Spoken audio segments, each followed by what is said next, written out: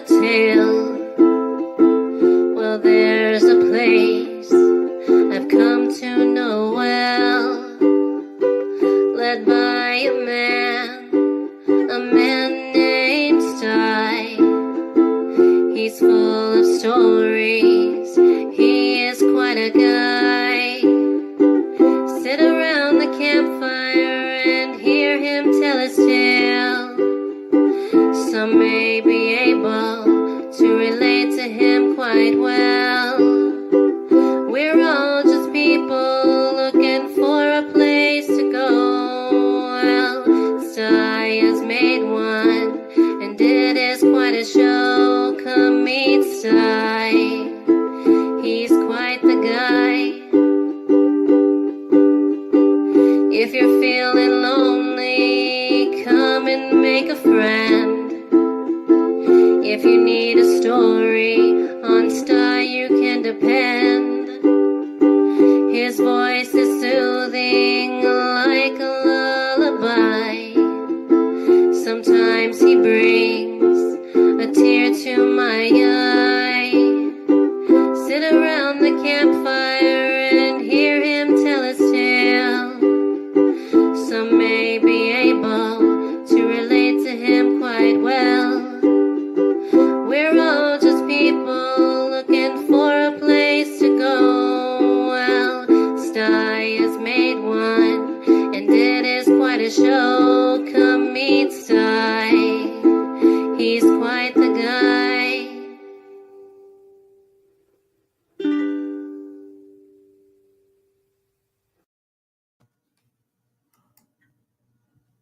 Well, hi everybody. Hey, we're on the Campfire. Yeah, it's Thursday night. Yeah, I got a couple things going on at once here. Doggone it. Isn't that typical? There we go. I got that task out of the way. Oh gosh almighty. There we go. Got her all squared away. I got to shout out all you great folks out there in the chat. Got to shout here. Who we got out here? Scroll back a bit. Alexander with Old Country Homesteading popped in there. It's great to see you, Alexander. You're great. There's me, Dibble. He was early. Yeah. Kathy Gahan. Hey, sweetie. Roger, Rabbit Valley Transparency. Awesome. Love seeing you here. There's Justin Anderson. Hey. Oh, Robert Rockwell. Yeah. Hello, friends. You betcha, lots of friends here. Oh, this just made Sty's day, man. This definitely made my day. Get her done, Granny. Love to see you, girl. Oh, gosh, I love seeing you. It is so good to see you, girl. Awesome. There's Joe W. Life's Adventures. Sty. Hey, Joey. Adam JB Games. A wild Sty appeared. There's Chowser, Foxit Outdoors. Yes, sir. There's a great guy there. Sit on sign. Hey, what's up, all?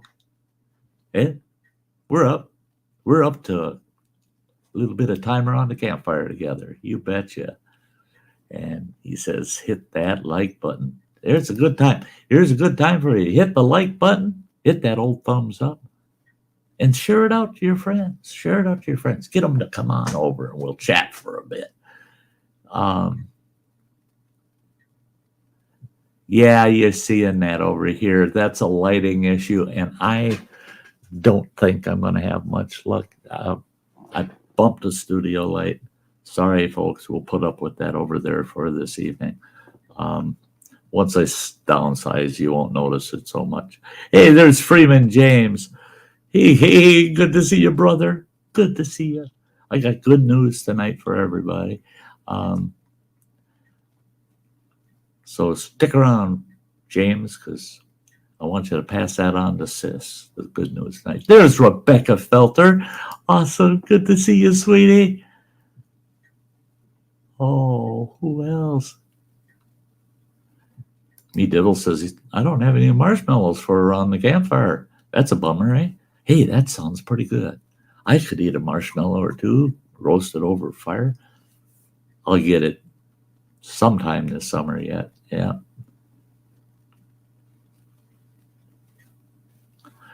Adam says nobody remembers the Adam JB Chef now. I do. Hey.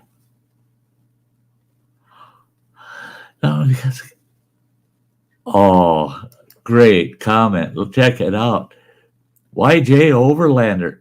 I don't know how I found your channel, but I'm sitting my arse down because campfires are legit good times. You bet they are. You bet they are. And we have the virtual hangout around the campfire, you know. That's the way we do things around here. That's the way we float our boat. You bet, especially on Thursday nights. And there's Metal Music Maniac. Well, boy, we got folks just filing in tonight. Gotta love YouTube algorithms with that ad about snap-in dentures. I didn't catch that one. Snap-in dentures. Yeah. Yep, snap them old biters in, right?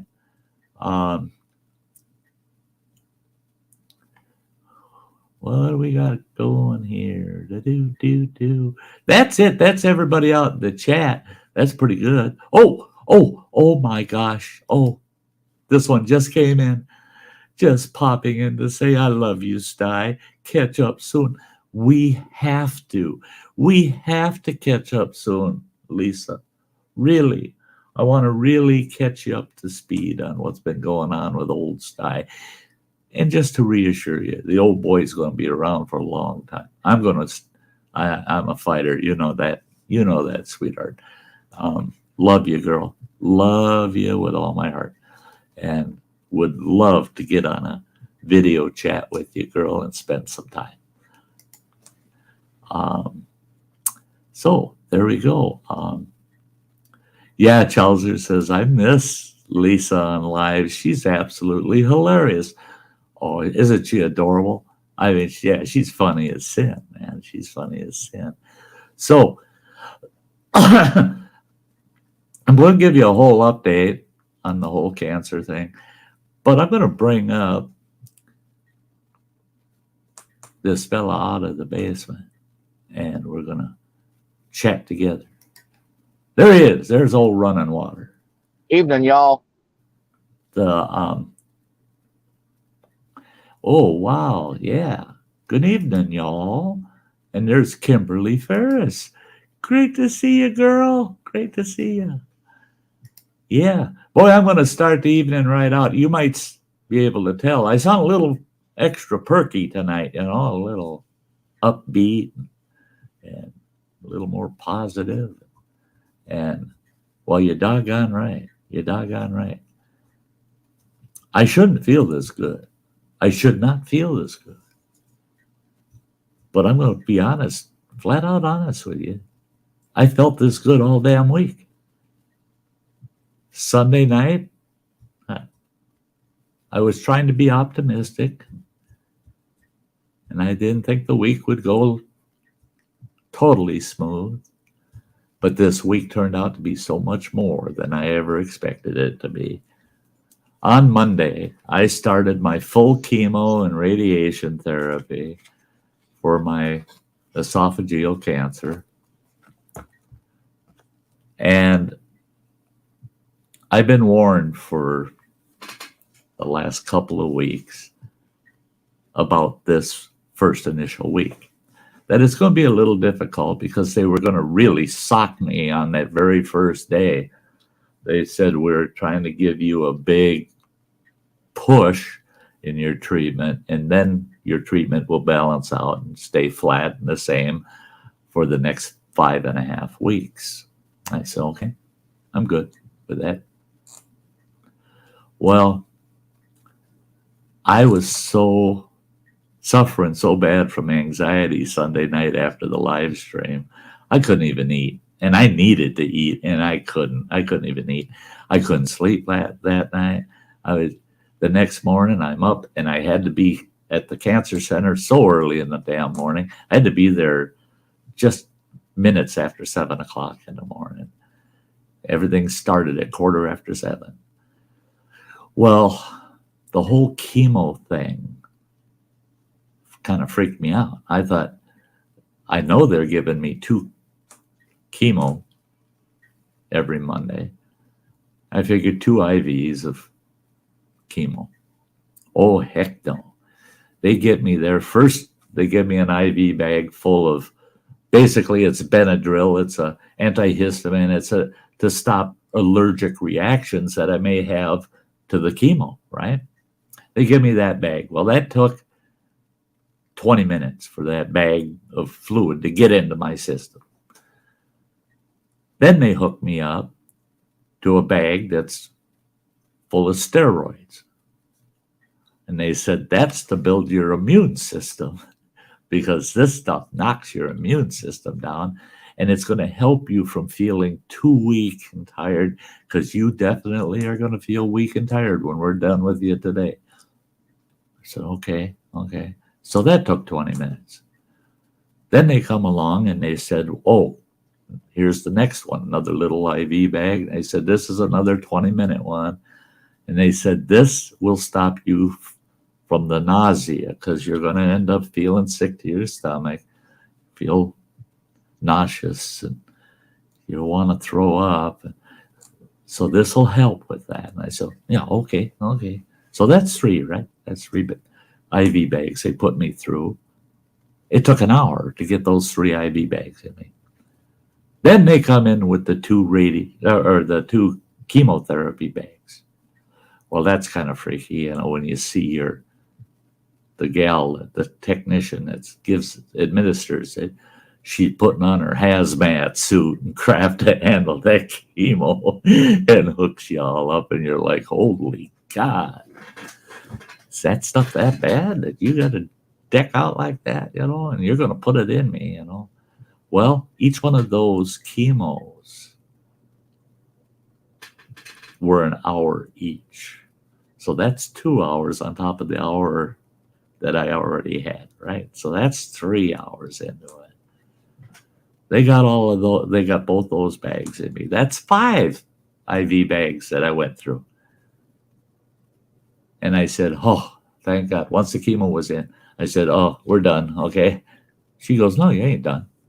She said, I'll be right back. She comes back with this nice big bag full of iron. We got to do an iron infusion today, too. Well, that's 2.5 hours, that damn thing.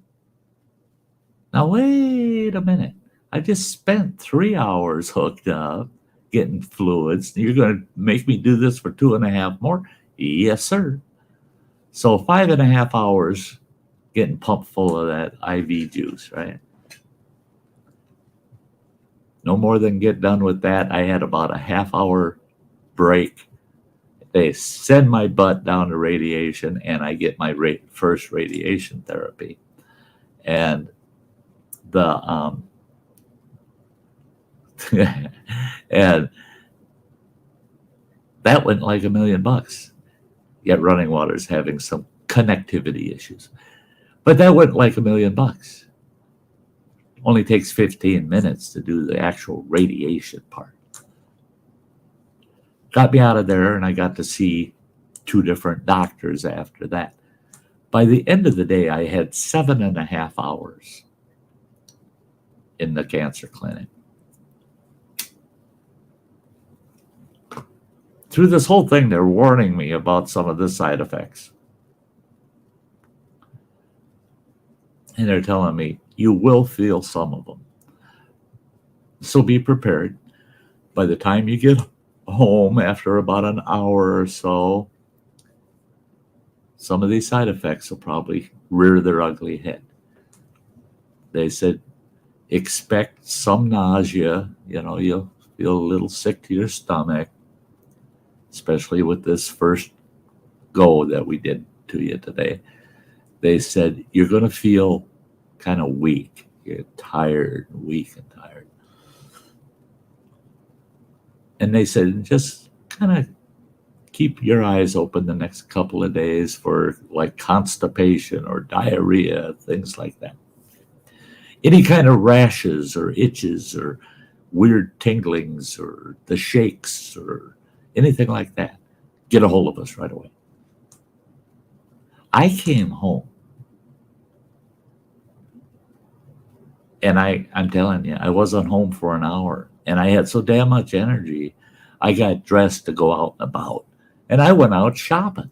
I went out shopping 2.5 hours, man. I went to Walmart and wandered around the store all over the dang place, bought a few things. Then I stopped at a couple other stores and I come home thinking that should wear me out. Oh no, I felt like $1 million. Felt like $1 million. Tuesday and yesterday, I went in, had my radiation therapy. Felt like $1 million both days.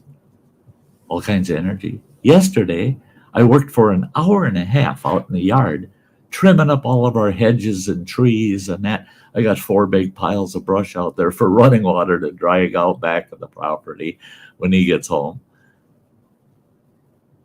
An hour and a half of steady physical labor.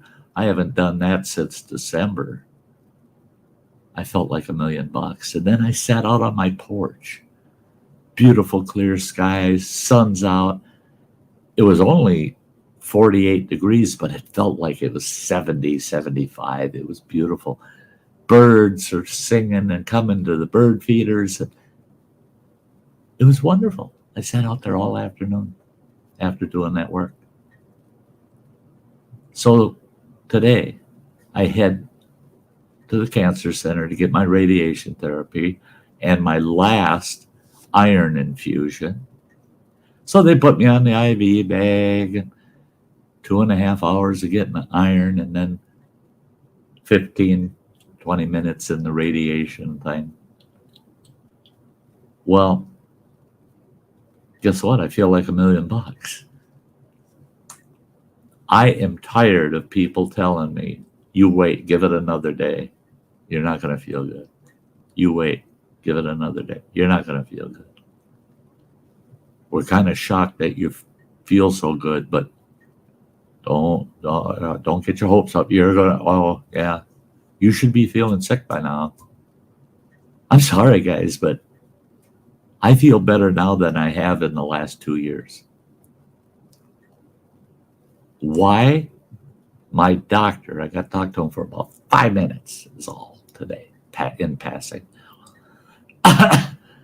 He said about 10%. He said it's a very small number. About 10% of his cancer patients react the way I am. It's very rare, very rare. He said, you will eventually have some of the symptoms at the tail end of your treatment. He says, you got to go through this for 5.5 weeks. Eventually it will catch up and you'll start feeling different from it. You know, you're going to feel some of the effects.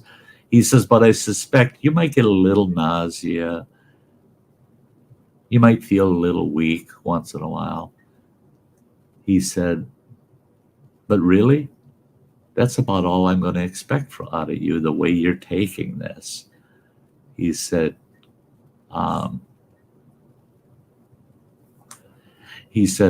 more power to you, man. Just go for it, man. And me devil says, prove the docs wrong. Don't let them tell you how to feel. Oh, the doctors aren't telling me that I should feel sick. It's all the staff that work with you and do the IVs and crap. They're the ones telling me this stuff. Doctors are saying, no. They said, it's very, very possible for some people to tolerate the chemo and the radiation. Not a lot of people that tolerate it like that. And the doctor said something that kind of made sense. He said, I looked at your full medical history and the crap you've been through your whole damn life. You broke your back when you were in your 20s. You had major problems throughout your whole life, medical problems. You had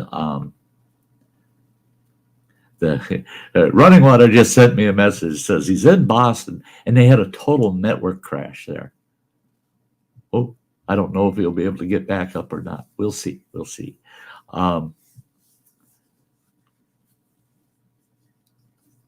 Yeah. And Metal Music says, but you're not glowing green for early fishing. What a letdown. Yeah. J. Ron, it sure feels like good Lord's looking out for me in this one. But the doctor feels that because of the major issues I've dealt with over the years and just learned to work with it. And he says, and I look at your past surgeons and regular doctors' summaries of when your recovery processes and how you dealt with certain surgeries and other things. He said, I just got a gut feeling. He says, Sty, he says, it's very possible you are feeling, well, you do have some of the side effects. You're just not feeling them. He says, your tolerance level is so damn high. Just looking at your medical history, he said, your tolerance level is so high. He says, it's just like with anesthesia. We can knock you out. You're so easy to fine tune. We can knock you out and we can just within 2 minutes decide when you're waking up. That's how your system reacts to things. He said,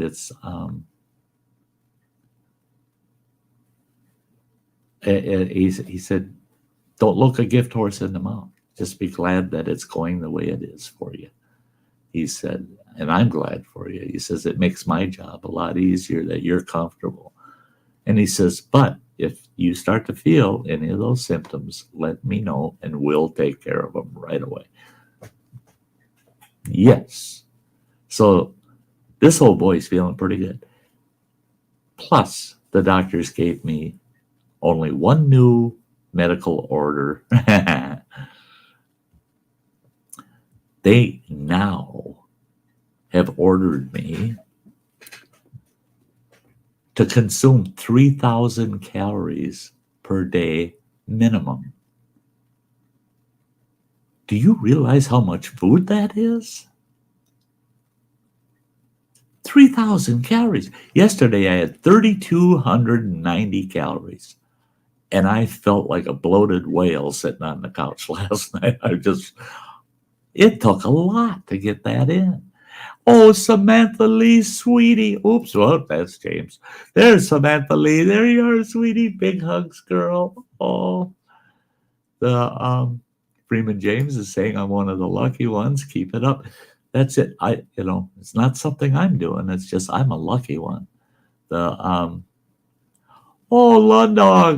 Lundog's back. Been missing for a couple of weeks, so give me an update on what I missed in a nutshell. Well, I started all my cancer treatments, and it's going like $1 million. It's going like everything's going right according to schedule, and then better than. So, Adam, 3,000.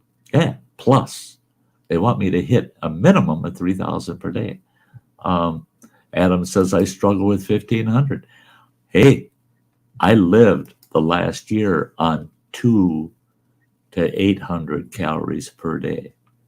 That's why I starved to death. That's why I got down to 141 pounds from 220. Losing 80 pounds is by only eating 200 to 800 calories in a day. That's all I could get in me. Now they want me to eat 3,000. Well, the 3,000, what they want to do is they want me to gain as much weight as possible in the next 5 weeks. Well, actually, it'll be 7 weeks because I get 2 weeks off after my treatments before I go to surgery. They want me to gain as much as possible prior to my surgery, and at a minimum, maintain the 164 pounds I'm at. So I went from 141 up to 164 now. So that's good news. Looky here. Looky here. Tim's in the house. Good to see you, Tim. Kirk Whipper, Voyager Center. Love it. Love it. Yeah. Sit on signs right. That's what they told me. Make those calories fat, not carbs. You won't feel so bloated. And that's it, is high fats, high protein. That's what they're shooting for. They want me to really nail the high fats, the high proteins. Now, carbs are an issue because my blood sugars are running high. Okay. I gotta shout her out. Gotta shout her out. Love this girl. There she is, Native Kutsa. Oh, yes. You made my night. Yeah. You and get her done, Granny, for sure. But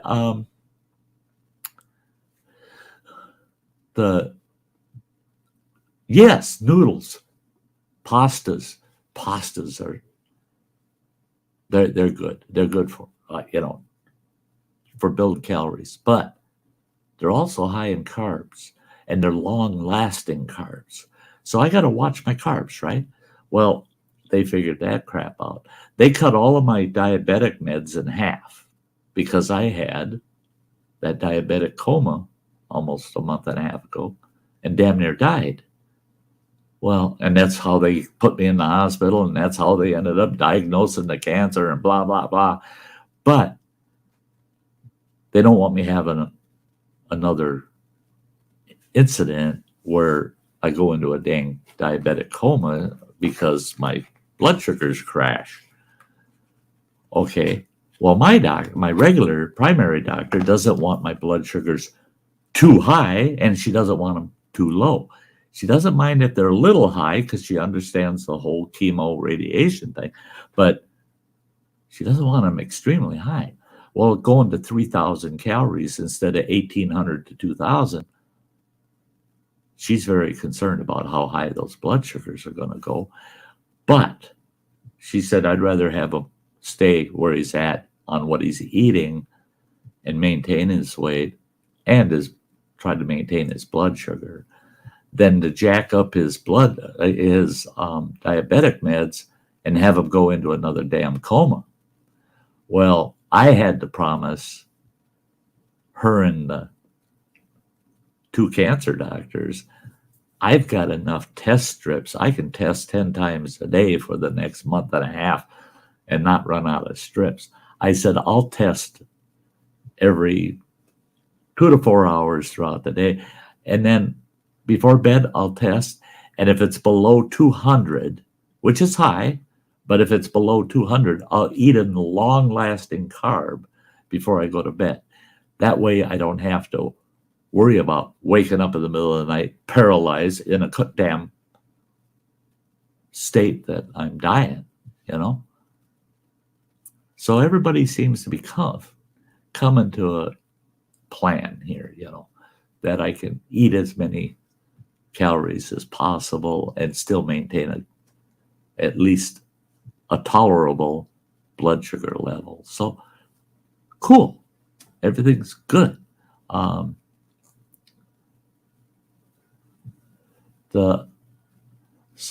My wife says I'm bouncing on that. What the heck here? I got to take a look at this. Lawn Dog saying that has been a major problem with my diabetes for the last 10 years. Absolute sudden blood sugar crashes in the middle of the night. Yeah, aren't those suck? They suck, boy. Yeah.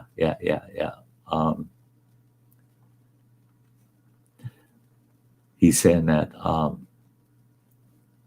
it's very difficult to get me to come around when he has a crash. She actually has learned to feed glucose tablets into my mouth and hope that I'll start to chew on them. It generally works. You get the glucose gel.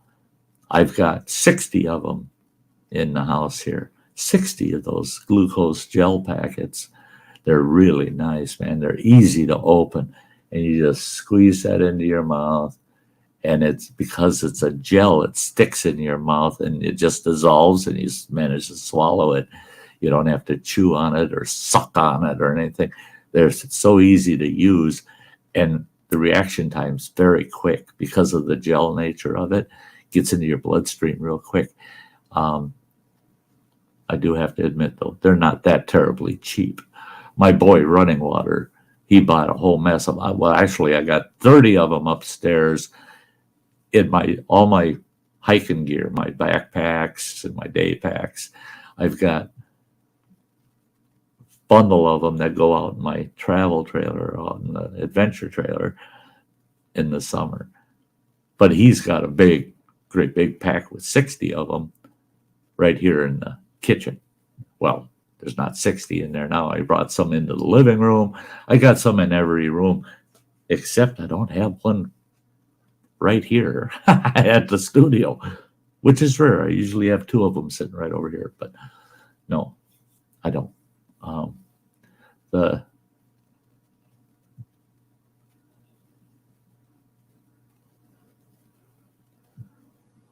You tried the glucose gel packet, which was more like a tube.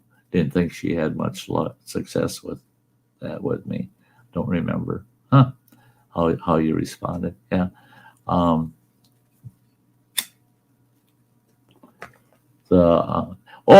MBA's in the house. So is plain old Chuck. There's plain old Chuck yelling hideout. Fox said he was chatting earlier, and there's Rowan. There's my brother from another mother. I carry the small packets of grape and strawberry for that very purpose. Hey, bud, yeah, I got the strawberry, the grape, and I've got lemon. Yeah. No, not lemon, peach. And I don't mind any of them. They don't taste that dang bad. And I used to carry them with me out in the field all the time.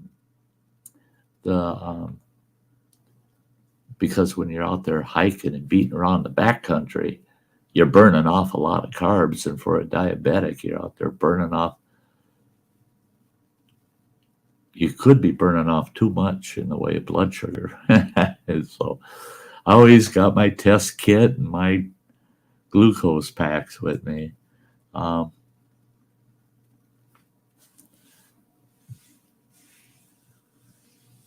Yeah.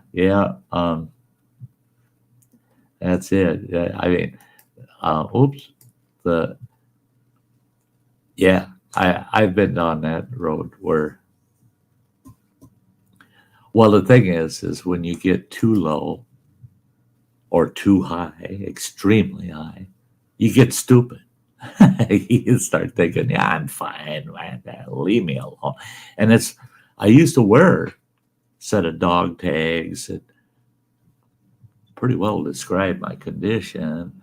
And in my shirt pocket, I always carried about 4 or 5 of the cards that I could pull one of those cards out and hand it to somebody. And it said, if I appear to be drunk, I'm not. I have low blood sugar. Please get me something with raw sugar. Yeah, because you can get stupid. Hey, the Gypsy and the Vanilla Gorilla. Awesome. It's so good to see you. Oh, thank you. It is a great community. I love all the folks here. I love the folks here. Yeah.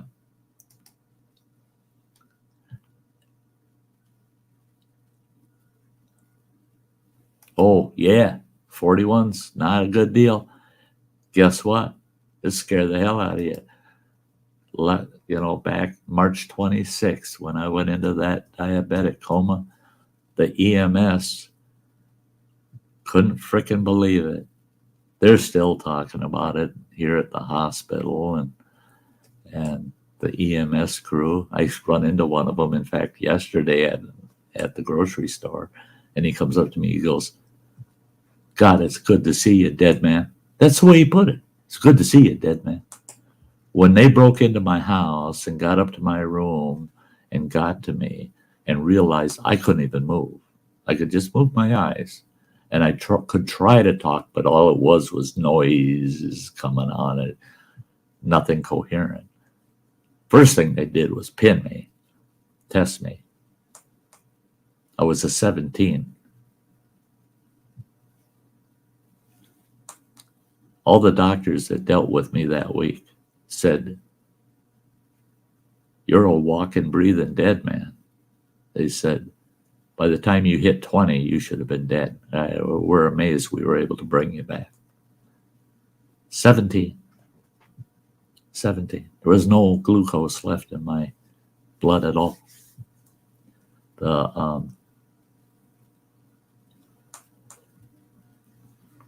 I've been low enough where I'm talking like everything's fine. I'm great, and argue with people and then find out your blood sugar's crashed, and you're like, nah.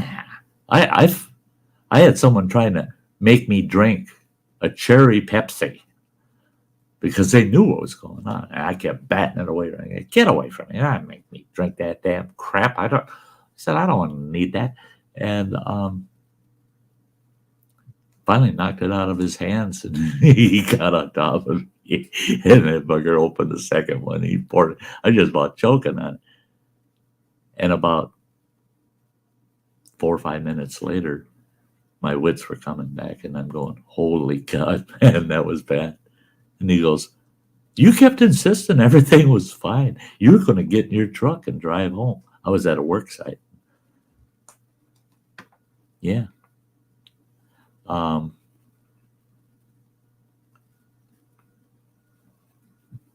It depends.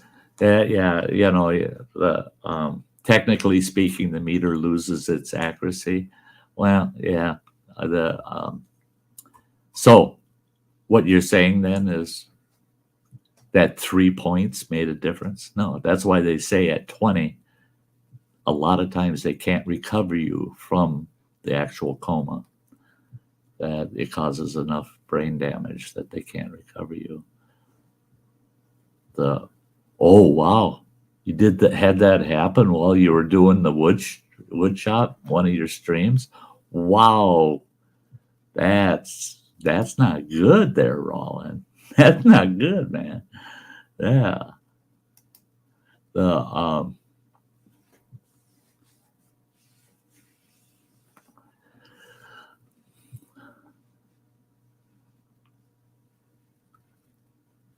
Yeah, I've hit 30 several times too, Lawn Dog. I've been at that 30 mark.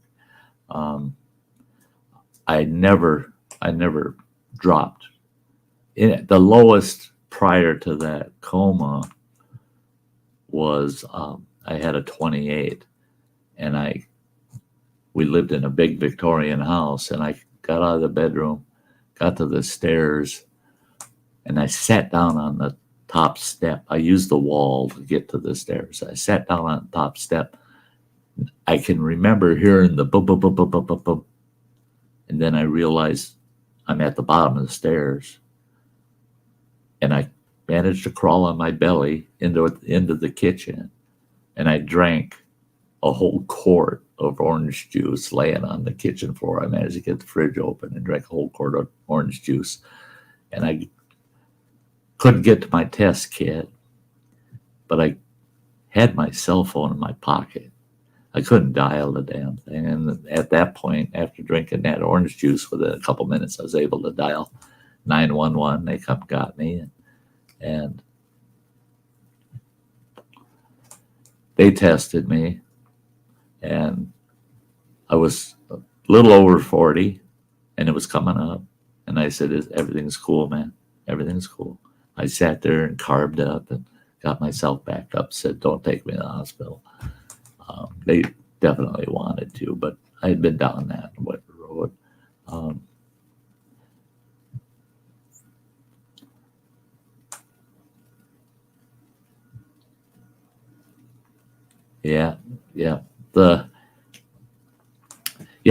I've lived with my diabetes for what did the doctors say just the other day? I'm on my 25th year, 25 years of dealing with my diabetes. I was at a point where I was pumping between 200 and 400 units of insulin a day just to try to keep it at least low enough that it wasn't killing me. And then I started drinking shaga tea and changed my diet up a little bit and started getting a little more concerned about the things I was doing. And I managed to get completely off my insulin. And I reduced my metformin and liberite down to next to nothing. And then I had my major heart attack and open heart surgery. For some reason, that drove my sugars back up. Got them back under control. I fortunately did not end up back on insulin. Got them back under control. Then I had my gallbladder go to shit on me, and I had to go through that crap and get that removed. And blood sugars went up again. Got it back under control. And then the cancer showed up. Closed up my esophagus. I quit eating. Lost 80 pounds. Boom. You would have thought my blood sugars would go up, being that I got no body mass, right? No, they crashed. And it's because I wasn't consuming enough, And the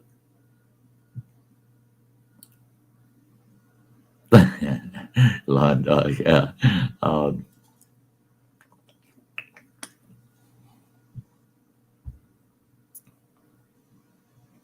Oh, you have a good night there, me devil. Thanks for showing up, pal. Hey, awesome. Love you, bud. Take good care out there, me devil, and get a good night's rest. Oh, there you go. Rollins saying they said my pancreas just stops working. They first thought I had, I can't even say that, I love all these medical terms, right? But the test showed none. But that's it, is seeing that one of the problems I have had in the past. I got a perfectly healthy liver, which is surprising. I'm not like Rollin today, but boy, I used to be like Rollin in the past. And then a little worse. I love my shine, man. I love my shine. And I had a couple of buddies from North Carolina that relocated. When I lived out in Montana, man, I was never hurting for shine. I didn't get it a courtyard at the time. I got it in a glass gallon jug. And they kept me in all the shine I wanted. My liver shouldn't be so damn good. But my liver's too good, because a lot of people don't realize that your liver actually produces sugars when you sleep. Oh, yeah. My liver was pounding out way too much sugar. I get up in the morning and my blood sugar would be a 400. And I didn't eat before I went to bed, But my liver would just produce sugars all night, man. Just producing sugars. And way too much. Cyst on the pancreas. Ooh. Is there anything they can do for that? They're rolling.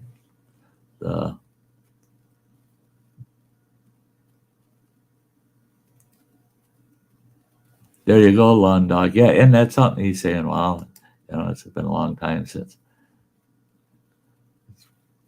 run into somebody that can relate. And that's it. Is a lot of people think they know the world about diabetes, and you got to live there. You got to live there. The Set on Zion says, I make some shine from time to time. Number 2, sweet corn mash. Oh boy. I wouldn't dare. I'd love to. I'd love to have some sipping time, but I don't dare with what's going on inside me right now. Maybe after they get it all fixed and repaired, and I've got a couple of months or so recovery time, maybe I can start in imbibing a little more again. The little bit of sipping whiskey never, well, a little bit of sipping whiskey never killed anybody.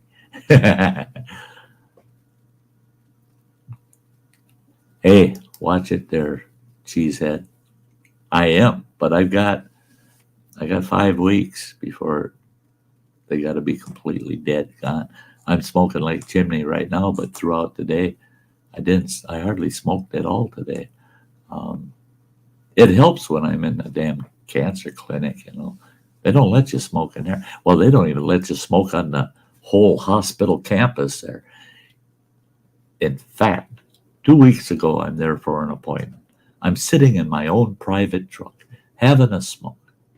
All of a sudden, tap, tap, tap on the window. I look, what the heck? And I go, yeah, what can I do? Yeah, you can put that cigarette out. And I realize this guy's hospital security. He's got his badge, his uniform. He got his badge on. And he's holding this, look like a ticket book. He says, if you don't extinguish that cigarette, I'm sorry, but I'm going to have to write you a citation. And I go, how the heck can you write me a citation? You're not even a real cop. He reaches in his shirt pocket, pulls this thing out, puts it right in front of my nose. Yeah, quasi-deputy sheriff for Ashland County, Wisconsin. He says, I got all the power in the world to write you a citation, and there's a city ordinance. You're not allowed to smoke on this hospital property. I said, I'm not on hospital property. I'm inside my truck. He says, your truck's on the property. Your truck's got to follow the rule, too. If your truck was sitting here sucking on a stogie, I'd write it a ticket, too. I had to put it out. So, yeah.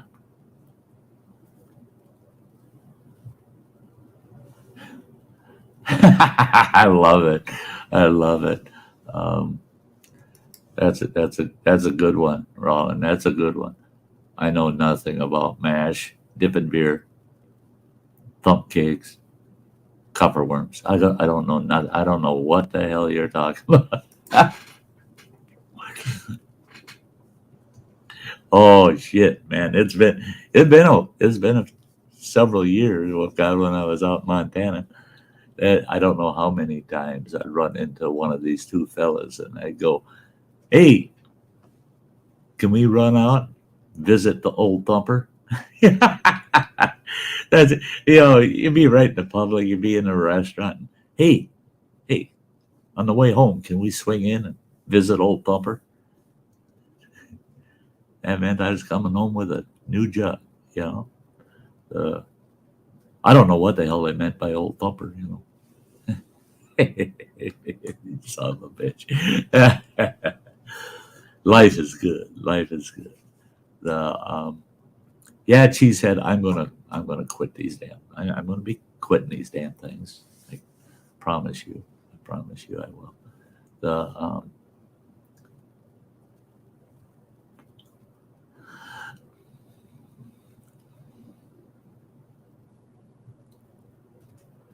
Yeah, lawn dog. Ain't that a son bitch? You in the middle of the night, you check your blood sugar, you go, "Why the hell is it so high?" Yeah, yeah. I tell you what, this whole 3,000 calorie thing I'm dealing with is just really a bummer, man. It's cool that I can just go ahead and eat. They don't want me sitting here chowing down a bunch of damn donuts and stuff like that. But like last night, man, I had me a great big ass piece of banana cake with cream cheese frosting. Oh my God, it was to die for. It was to die for. I felt guilty as sin, man. That's a lot of sugar in that shit. A lot of sugar in there. But that one piece of cake, just that one piece of cake, 520 calories, man. There you go. Yeah, I know, but yeah, you are. Oh, yeah, you're just too good to me, Cheese. Yeah, yeah, yeah. You got to keep this old curmudgeon unhappy. the the Yep. Roland's got to get his shop closed up. I want to thank you so much, Roland, for being over here, and a big double thank you for your Sad Song Sundays, man.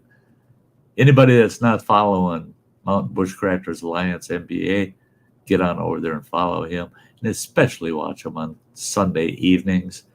He has Sad Song Sunday. Man, I just love it. If I don't get my dose of MBA on Sundays, it's a rough Sunday. It's a rough Sunday. Yeah, like I said, he's a brother from another mother, and he's got a beautiful beard, man. Yeah, yeah. I wish I was younger and had his beard. Hey, maybe as much as I appreciate you, brother. You have a good one.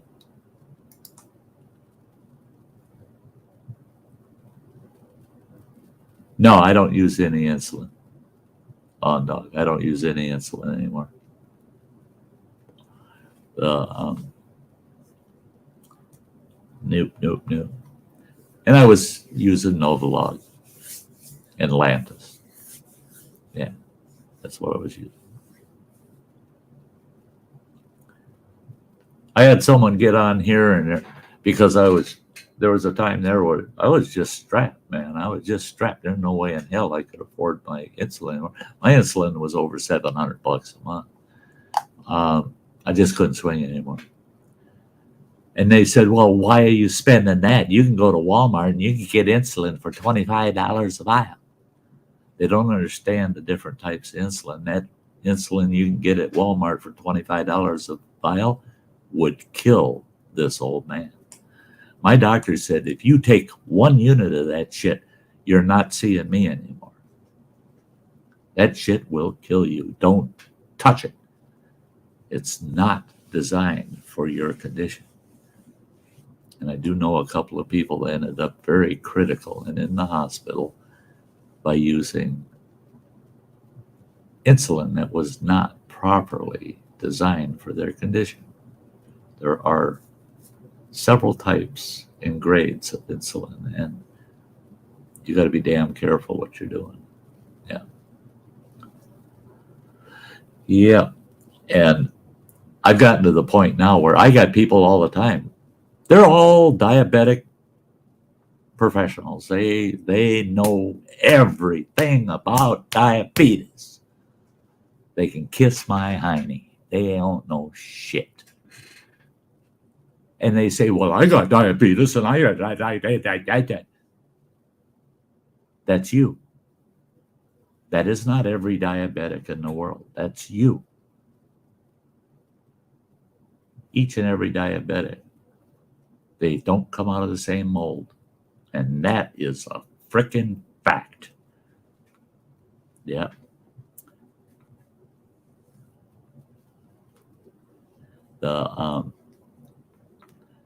I like that. There you go.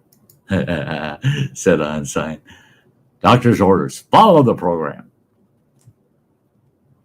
Yeah. Snap to, bud. Yeah. Stick to the program. That's the way my cancer doctors are. I really do have a lot of faith in my cancer doctors because they're so damn honest with me. They're just, flat out honest. And so are their staff, though. That all the gals at the infusion department and the radiation, man, they tell you. If it's going to hurt, man, they tell you. It's going to hurt. This ain't going to be fun. They don't say, oh, there's going to be a little pinch. I've had them nurses in the hospital. You're going to feel a little pinch and you go, Jesus, Martha, that hurt. These gals tell you, this is going to hurt. And then they do what they're doing. And if it didn't hurt as bad as they made it sound, you feel kind of good about that. You're like, well, that wasn't so bad. Thanks for letting me know, though, that it was coming. They're so damn honest. It's like my cancer doctors, my surgeon from the Mayo Clinic. I've been now communicating with the Mayo on my future surgery here, probably the end of June, first part of July. Boy, they don't mix words either. He says, you're going to be one sore son of a bitch by the time we're done with you. He come right out. He telling me he's not hiding nothing. He's not hiding nothing. And I appreciate that, man. I want to know what's coming my way. Hey, check it out.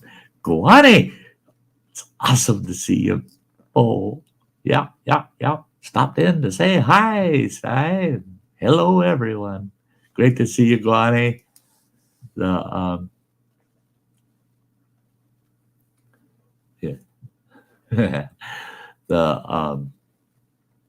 yeah, I'm not one that I don't want to mix words when it comes to, man, you're going to do something that's going to hurt me.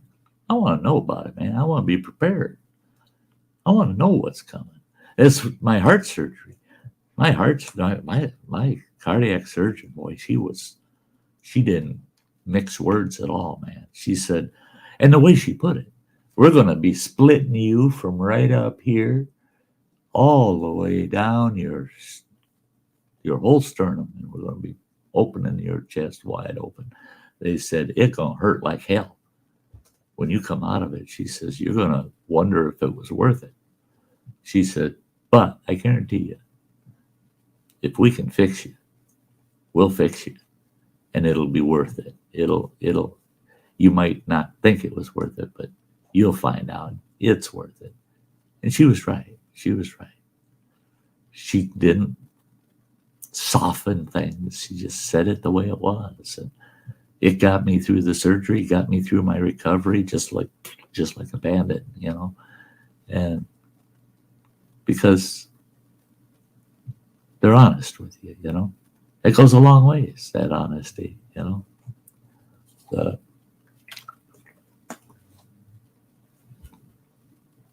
oh boy.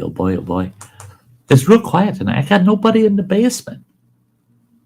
Usually they're lurking around in the basement. Tonight it's quiet. People must have had things up and going, something going on, The one thing I got to do real quick, and it's less than a minute long. I gotta shout out my channel members, man. I gotta give these people a good screaming good shout. So let's watch this. It takes about 50 seconds is all. And don't anybody go anywhere. We'll be right back.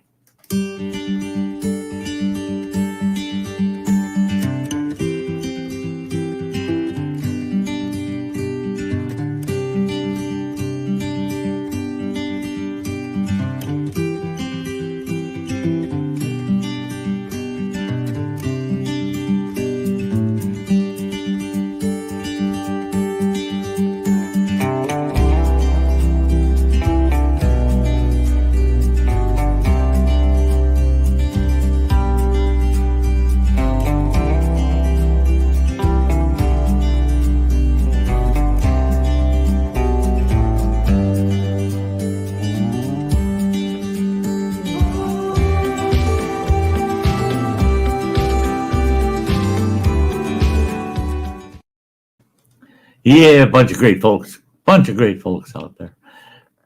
Hey, I'll tell you what, on a different note,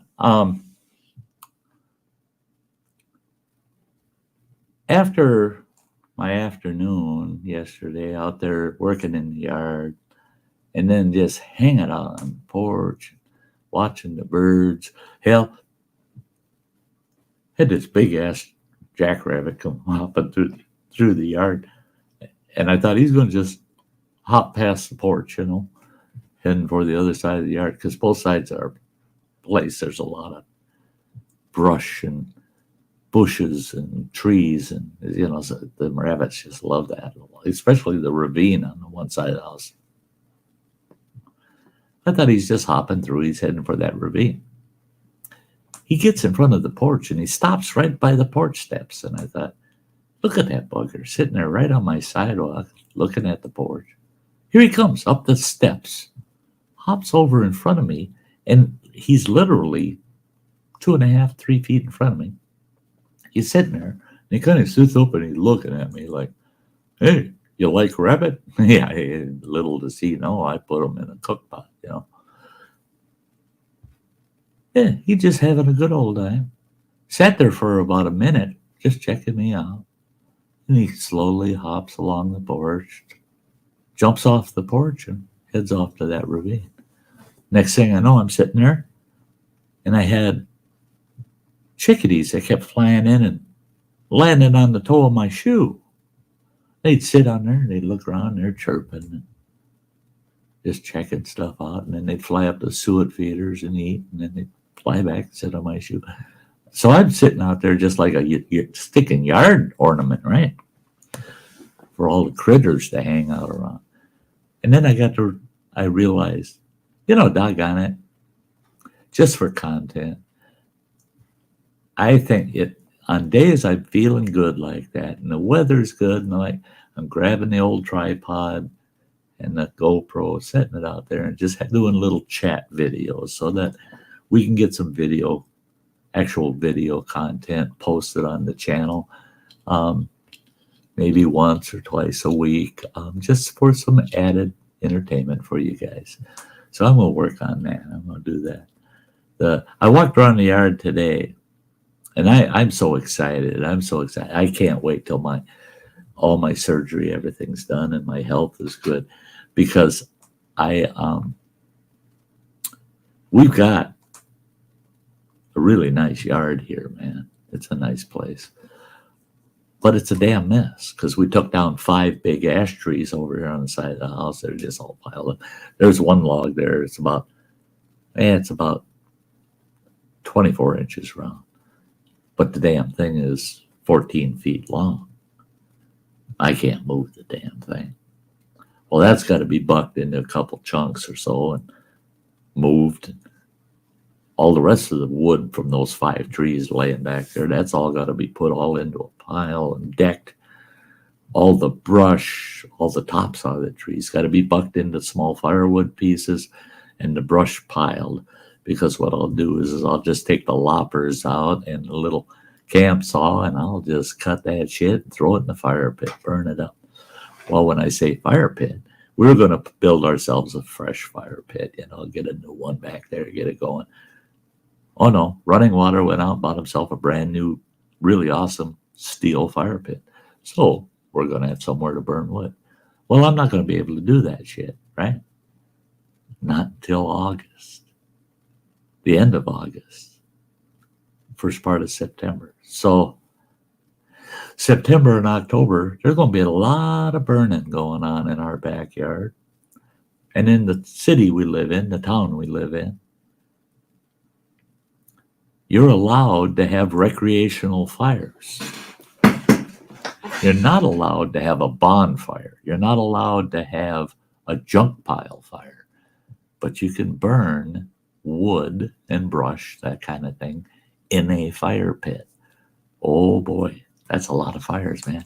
I'll be out there every damn night burning that crap up. And what I'm going to do is I'm going to burn all that brush, all that twigs, branches, all that, bucket into chunks that'll just fit in the fire pit, and just keep burning, burn, until all that brush is burned up and gone. Get rid of it all. And then next season, all the firewood will be, well, and I figured I'll do that probably in October, is I'm going to go rent me a splitter and haul it over here and spend a day or two splitting all that wood, get it all split into camp wood. I should have myself a good cord. The camp wood will be plentiful for next season. That'll be enjoyable. I'm also hoping that September and October, the end of September, the rest of October, that my health will be good enough that I can dive into the adventure trailer and get my modifications and improvements finished in that adventure trailer. I won't be able to do that stuff here now until after I recover from the surgery, but Justin's asking, any ironwood around there? Yeah, we do have some ironwood around here. I don't have any on the property here, thank goodness. I hate that shit, man. That stuff's so hard. It's hard on your chainsaw. It's and we don't get you get over towards Ironwood, Michigan, and you find a lot of mature ironwoods, big ones. Around here, most of a good sized ironwood's probably 6 inch around. But they don't call it ironwood for no reason. I mean, that stuff's hard. It's hard. Boy, that's hard wood. Years ago, I had a tree service, and we did tree removals, trimmings, blah, blah, blah, blah, blah. And every once in a while, I get a contract where they'd have a half a dozen or more ironwoods on their property they want removed. They paid extra, man. You ain't getting them ironwoods removed cheap. They tear my saws up. You got a pine to cut down? I'll give you a real cheap deal on that. But ironwood, that's some tough stuff, man.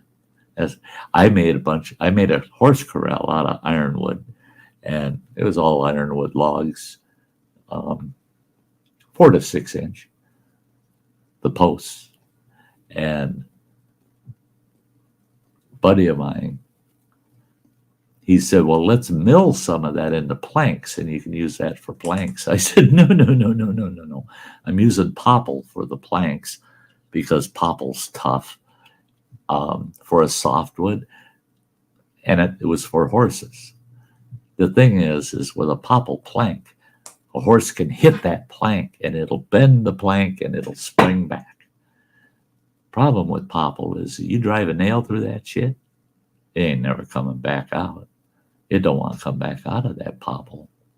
But it's springy, it doesn't bust, it doesn't splinter, and so it's a good safe wood for horses. But the ironwood posts are so strong that if I put popple rails on it, now I've got a premium corral. And boy, that corral still stands today. It's north of here, about 45 miles. We built that corral, and the folks that own it now, it's still there, just as solid as it was the day I built it. Yeah.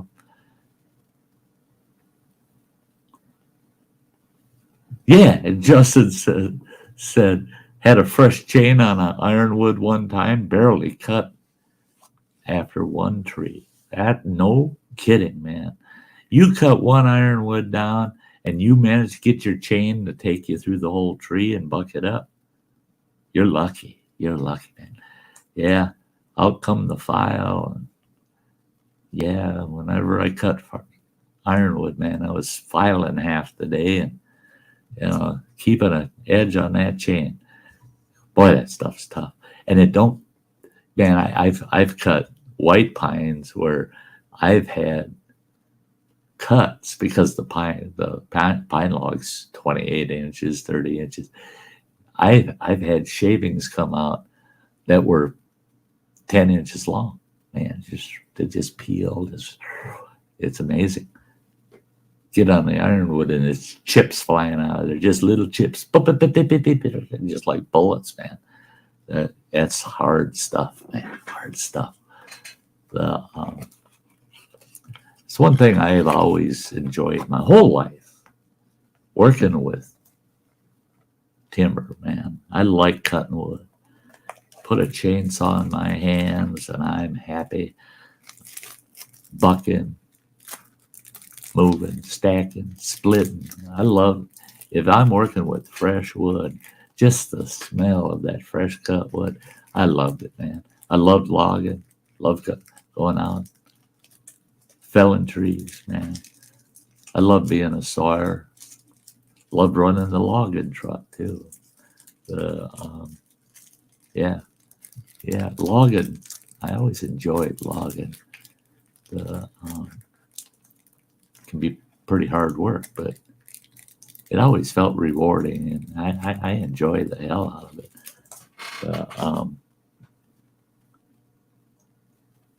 There you go. It's a great excuse for me to be in the woods, Justin says. You betcha. You betcha. That I took on some timber jobs just because they put me in a neat stand of timber. Got me out in the woods, put me in a neat stand of timber. Yeah. When I was out in Montana, I took a couple of contracts, Forest Service, low impact contracts. That's where you can't take heavy equipment in. You can't even drive your pickup truck in there. You go in there, pre-marked, everything's pre-marked. You go in there and you're dropping select trees. The contracts I got were cedar contracts, so they go in there and mark certain cedars on, say, a 40-acre parcel. And then I go in there and drop those cedars, and I got to get them off of that property without driving a motorized vehicle onto the property. Well, I had a buddy who had a good team of horses, and we usually skid all the timber out with the horses. Or a buddy of mine had a really nice truck with a 150-yard cable winch on it, and we could get close enough. I could get the cable winch in.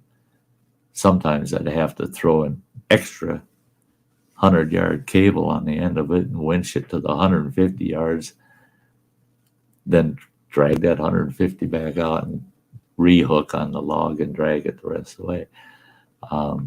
But you just weren't allowed to drive any vehicle on the soil at all. And I love those contracts. I love them. You know, you're not in there tearing it up with the skidder or nothing, you know. I had an old skidder made out of a 1940, it was a 1944 Army Deuce and a half. We cut that thing all to shit, modified the frame, took the dualies off the rear, and went with single axle in the rear, put big skidder tires on the damn thing. No box on it, of course. I put a boom with a winch on it and tore the cab off of it, and we just built a skidder cab on it, and put a roll cage on it and the like, and turned that old Deuce and a half into a skidder. Couldn't use it on those jobs, so boy, they knew I had that skidder, and they said, "Don't you let us catch you out there with that skidder of yours." Well, I liked that skidder because it had a very narrow wheelbase. It was a little, yeah. I didn't let just anybody jump on that damn thing because it was a narrow enough wheelbase. You had to be careful, man. You roll that sumbitch right over. But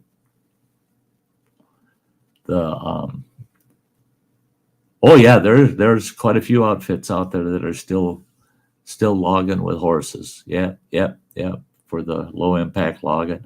We even have some here in Wisconsin yet. The old timers, man, they're still taking 2 to 4 teams out in the woods, and they're pulping with them. They're hauling popple out there. They're hauling pulp out of the woods with horses, and it's because they've been doing it for 5 generations. I mean, and they just love working with the big teams, you know.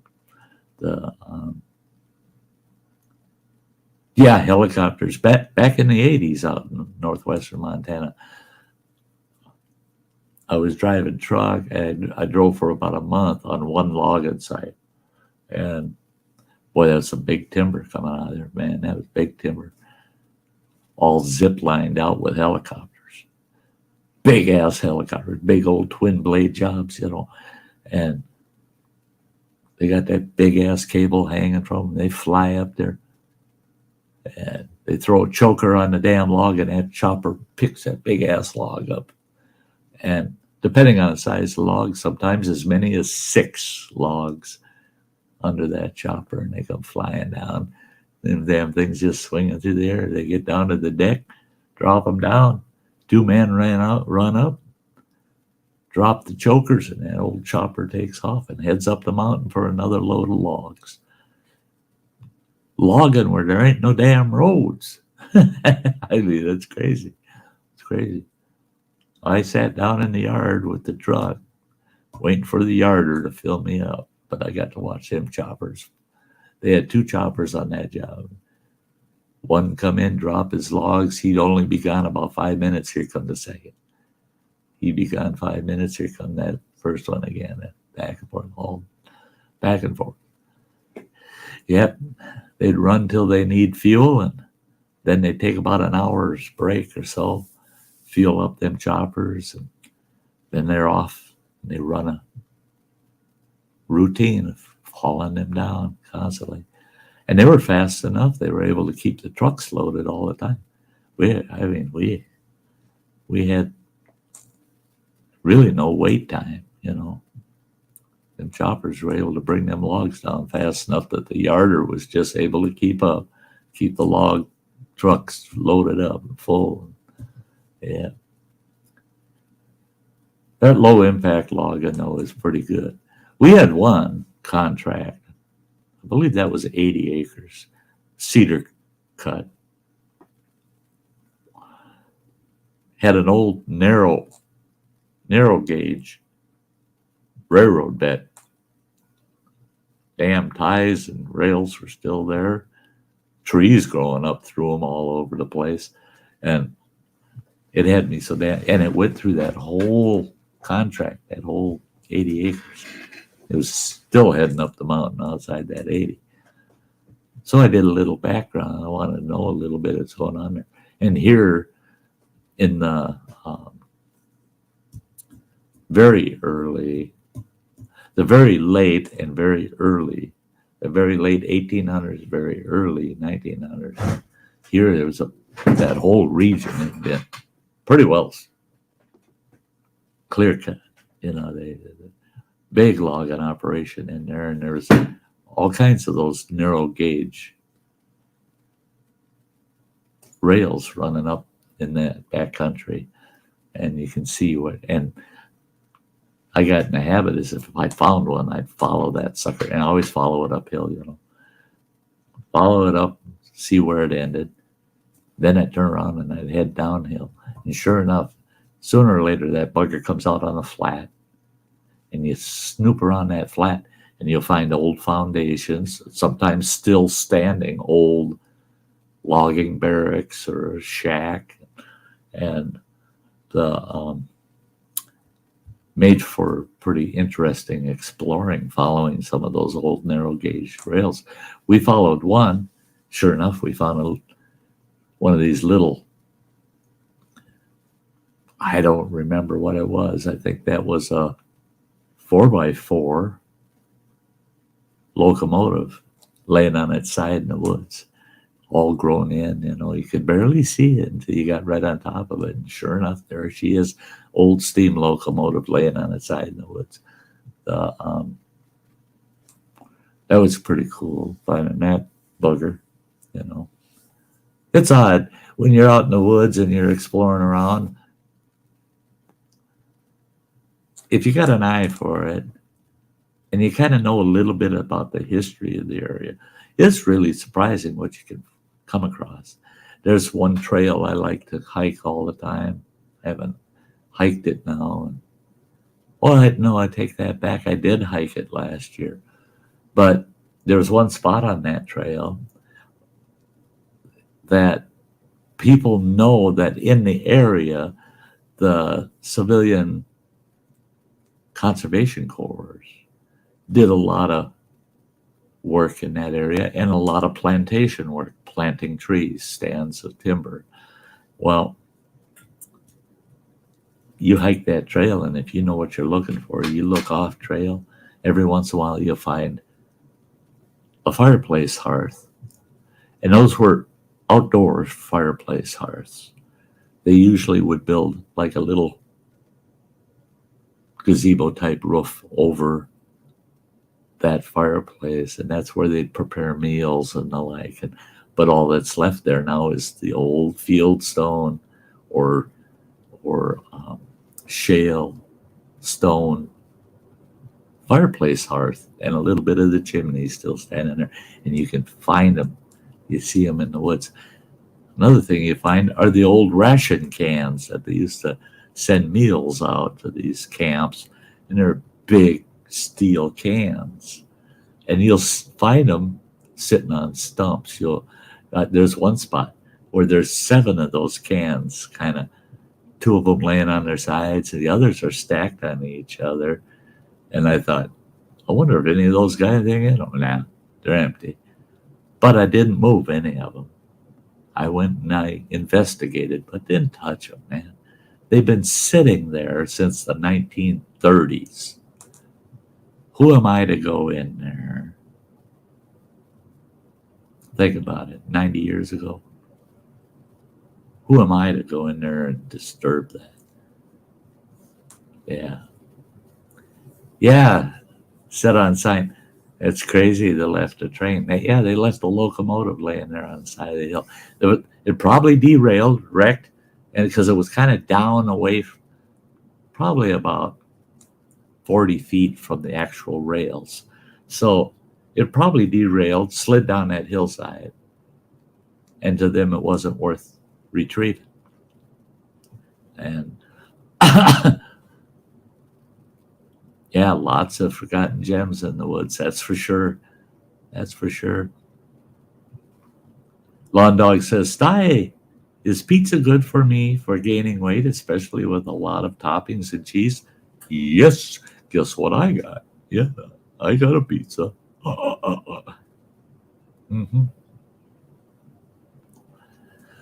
It's a locally made, from a pizzeria here in town, locally made,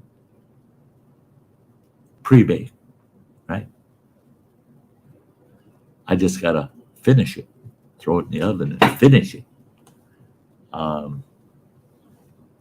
Those pre-bakes, the crust is pretty well cooked. All the toppings are almost there.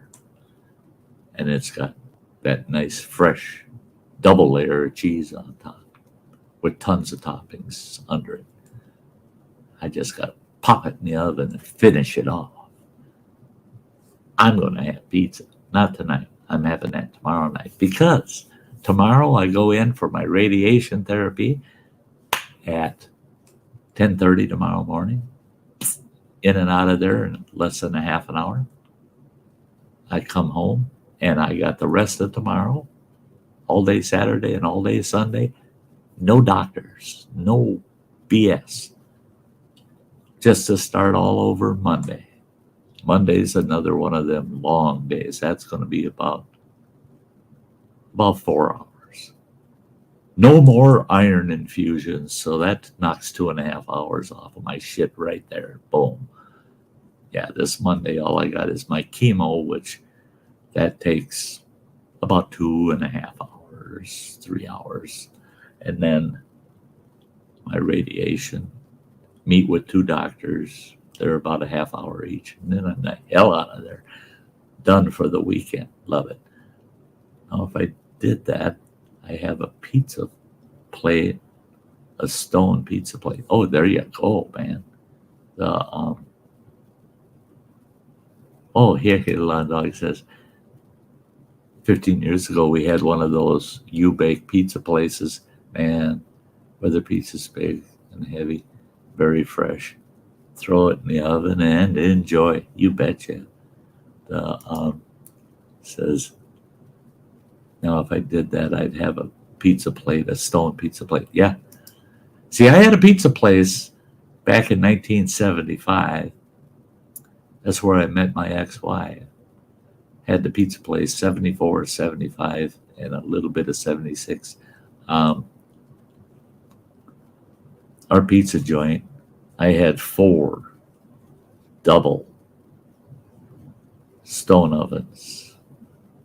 Big bastards, man. God, they were big bastards. Try to keep them fired up at 525 degrees for a full business day. I'm sure glad I didn't have to pay what natural gas costs today. Jesus, I would have had to shut the damn restaurant down. Because boy, did that take a lot of gas running those 4 big ovens. But we were pounding out about 100 pizzas every hour on weekends. Place was booming. and it was booming. And there was nothing. There was no pizza in the world that tasted better than one cooked on that stone, man. That stone is such a perfect uniform heat that your pizza cooks like $1,000,000. Hey, you have a very good night there, James. I'll keep you posted if anything changes, brother. Just let sis know. Everything's going as well as a person could expect it to. That's the key. It's as well as you can expect it. Yeah. Love you, brother. Talk to you later. Your wife's family had a pizza business back in the 70s, I believe. So when we get pizzas there, there's a lot of judgment going on for the pizza quality. Oh, yeah. When I left our pizza joint, when I got out of it, hey, thanks, James. The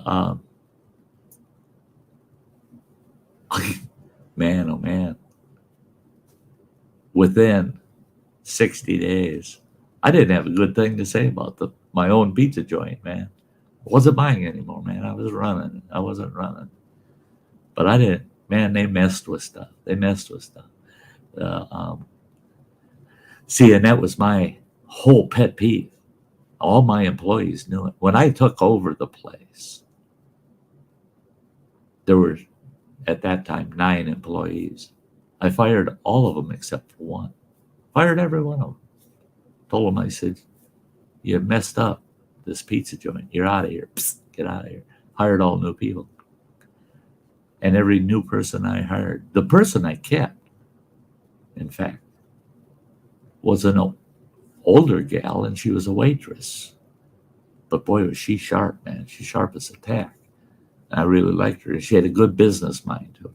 But everybody I hired on, they got paid almost double what anybody, that same position anywhere else in town, they're getting paid almost double. But I expected double the quality. And I told them right from the get-go, we're not here to pound out the quantity. We'll pound out whatever's necessary, whatever the public demands of us. We're going to get it out. But the whole motto of this place is quality before quantity. Damn right. There is never a pizza to go out here that didn't match the one before it, and the one before it, and the one before it, and the one before it. And the one before it is a mastered pizza. We've mastered that pizza so that they're all the best, highest quality coming out of here. I don't want no pizza. I don't want somebody sitting at a table saying, well, look at it. They got the same pizza we got, but theirs looks different. Theirs looks better than ours. Never want to hear that kind of crap. No. Hey, Alexander, it's good to see you there, bud. Good to see you. Hope you're well, brother. Hope you're well. But yeah, I loved the pizza joint. I loved it. I loved some of our pizza recipes. And then the new people that took the place over after I got out of there started messing with stuff. And then it was all about quantity.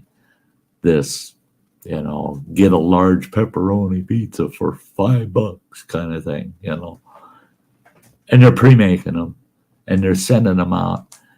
And by the time they're sending them out, they're damn near room temperature, and they're lousy, stale, as far as I'm concerned, stale. If somebody comes to get a pizza to go, I want them to pick that bugger up and go, holy shit, is that box hot? You're damn right, it's fresh out of the oven, but and I want them to come back the next day and say, I don't usually do pizza 2 days in a row, but I gotta, man, that pizza last night was awesome. I want them to feel that way. Always exceed their expectations, that they expect to get a decent pizza.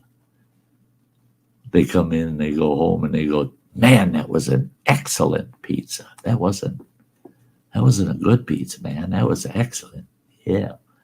Oh, look at here. We got a Nick Green in the house. Hey, hey, hey. How are you, buddy? Good. I caught some fish today, so that's good. Mm, I got marks. I shaved my face, and I'm still bad at shaving, so I got marked Nick's. there. Yeah. Yeah. Yeah, that's you signed your name. Nick. Nick, Nick, Nick, Nick, Nick. And there's some sunburn here, but I had a big garden hat on today, so I didn't get so burnt. Yeah. But It's that time of year you gotta watch. You can burn yourself pretty good out there. yeah, I get So burnt pretty bad. so what you catch today? Some crappies? Yeah, I got two 13-inch and then two Ooh. 10-inch, and then I got three 11-inch perch. Like Wow. they're pretty big. Yeah, 11s are great. I caught a few other crappie, but they were at our lake. They have to be at least 9 inches because they're all big fish. I mean, Uh-huh. they're just big crappie in that lake. So, but Yeah. I got them in the freezer because last time I caught 6 when I went out last time and weighed it the same night. So this is getting Wow. saved for a dinner. There you go. You're gonna have yourself a nice meal, man. That oh man, yeah, I could eat some fresh crappie right now. Yeah, I don't know if I could, if you'd be able to see on my phone. And my phone froze. That's cool. And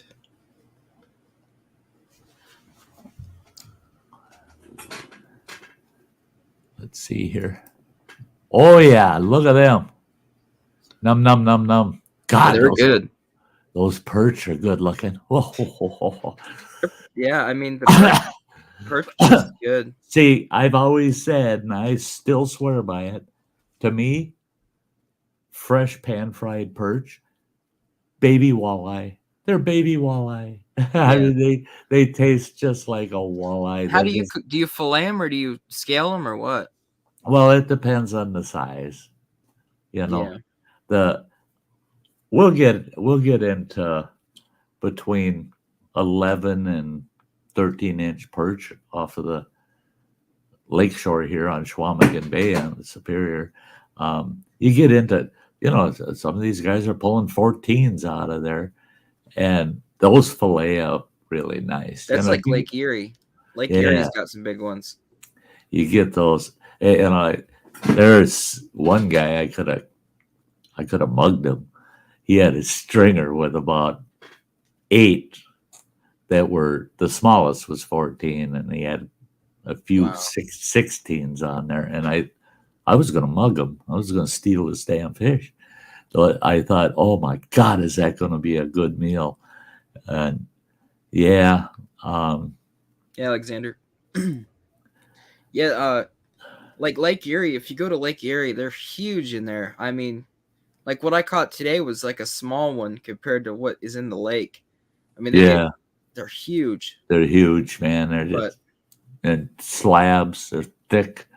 well, it Ooh. sucked because the spot I was casting from, I have to cast through these trees, so I got to swing like this straight out Oh, yeah. and let go. And then I didn't have a net, so whenever I'd reel him in, I'd have to like try to lift him up, and I had 3-pound test, so it was nerve-wracking. These big crappie, I lift them up like a tiny size 6 hook, and I had 2 huge ones, probably like 12-inch or 14-inch get off. Uh-huh. Last year, the biggest one I caught was 17 inches, but Oh, that lake plat- it's loaded with crappie. I mean, those platter size. Oh, they're nice. yeah, they're good. See, now, if I get a crappie that's 11 inches or bigger, I fillet them. I like them filleted, but otherwise I just scale them. Yeah, I don't know why, but one of my last crappies I had when I last caught them, and then one today, whenever I'd hold down on the tail to fillet up through, where I'd start where the skin is, where the tail is, Right? when I'd start going, that first inch just comes off. Oh, And when I looked back at the fish, like when I had pictures of them, because I didn't look at the time, the like bottom inch of the tail on them looked a little weird. huh. So I've had trouble filleting some of them because that tail, without any force, it just pulls right off. That's unusual, huh? Yeah, walleye. Oh, geez. They got walleye in that lake at like midnight to 2 a.m. They catch them out there, but You betcha. they troll for them. They catch them off the bank, but They're trolling for them. yeah, yep. Night trolling. Now, see, I like to night fish for walleyes, and I'll either use a full crawler or leeches. And it seems like the leeches are the killer, man. I've Yeah, gotten they some like leeches. I've gotten some beautiful walleye off the leeches, you know. I hate leeches though. I won't hold them. I will not. My ex-wife, Nick, you would have loved it, man. We go out on my boat. I had a sweet bass boat, but I'd have the big old tub of leeches, you know. A couple dozen leeches in a tub that's, you know, pretty good sized tub. And she was always, I need a new leech on my line. And then, yeah, get it over here. And she'd look and she'd go, oh, you're nuts. You're stupid.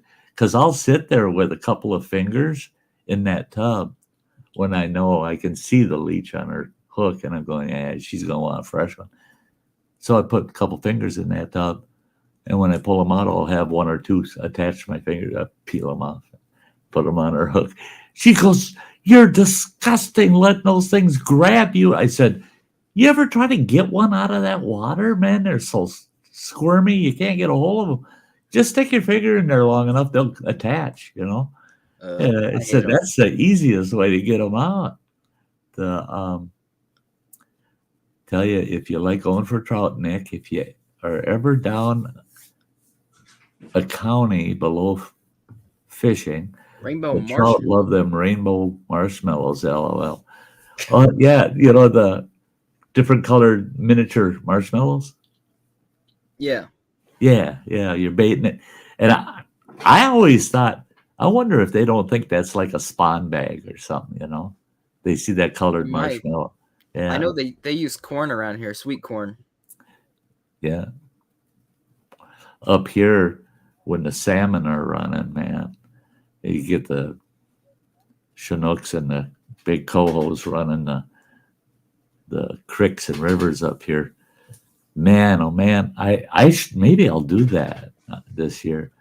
Tie spawn bags, man. You can make a lot of money tying spawn bags. Yeah, you just buy the mesh, and there's a bait shop by me, and they sell just the eggs, and they sell a tube of them for like $8. Yeah, and what they do is, because a lot of people around here won't even eat the steelhead unless it's smoked. They take them, you take in your steelhead, and they'll exchange you for other steelhead people have took in, like smoked, for like half price. So really, yeah, you could take in your steelhead because it's right off Lake Erie, the tributaries right out. Yeah, they catch them there and they take them to that place. They have some steelhead already smoked, and then they give you like half off if you give them your fish. So you can give them a fresh steelhead. Yeah. And you can say, and I want that smoked steelhead, and they're only going to charge you half price for that? Yeah, they charge like half for it. Son of a bitch. Let's go fishing, man. I love my smoked fish. They got these two big stack smokers that they put them in. That's slick. Boy, yeah, I'd be game on that, man. What's up, Matt? Yeah. That's cool. Hey, it's great to see you, Matt. I am so disappointed because, you know, I got my fishing license a week before I ended up critically ill. I was all geared up for this summer. I didn't give a shit I lost all that weight or not. I was going to be fishing, man. And I even went out and I kind of double checked and put all my kayak gear together in the trailer so that I could just drag it out, shove it in the back of the truck, go fishing. I was all geared up, got my fishing license, everything. Then I ended up in the hospital. Then I end up with this bullshit. Now I can't even fish. I can't even think of fishing until August or mid to late August. So the And that best time, stuff's not cheap either. You know, the license and yeah.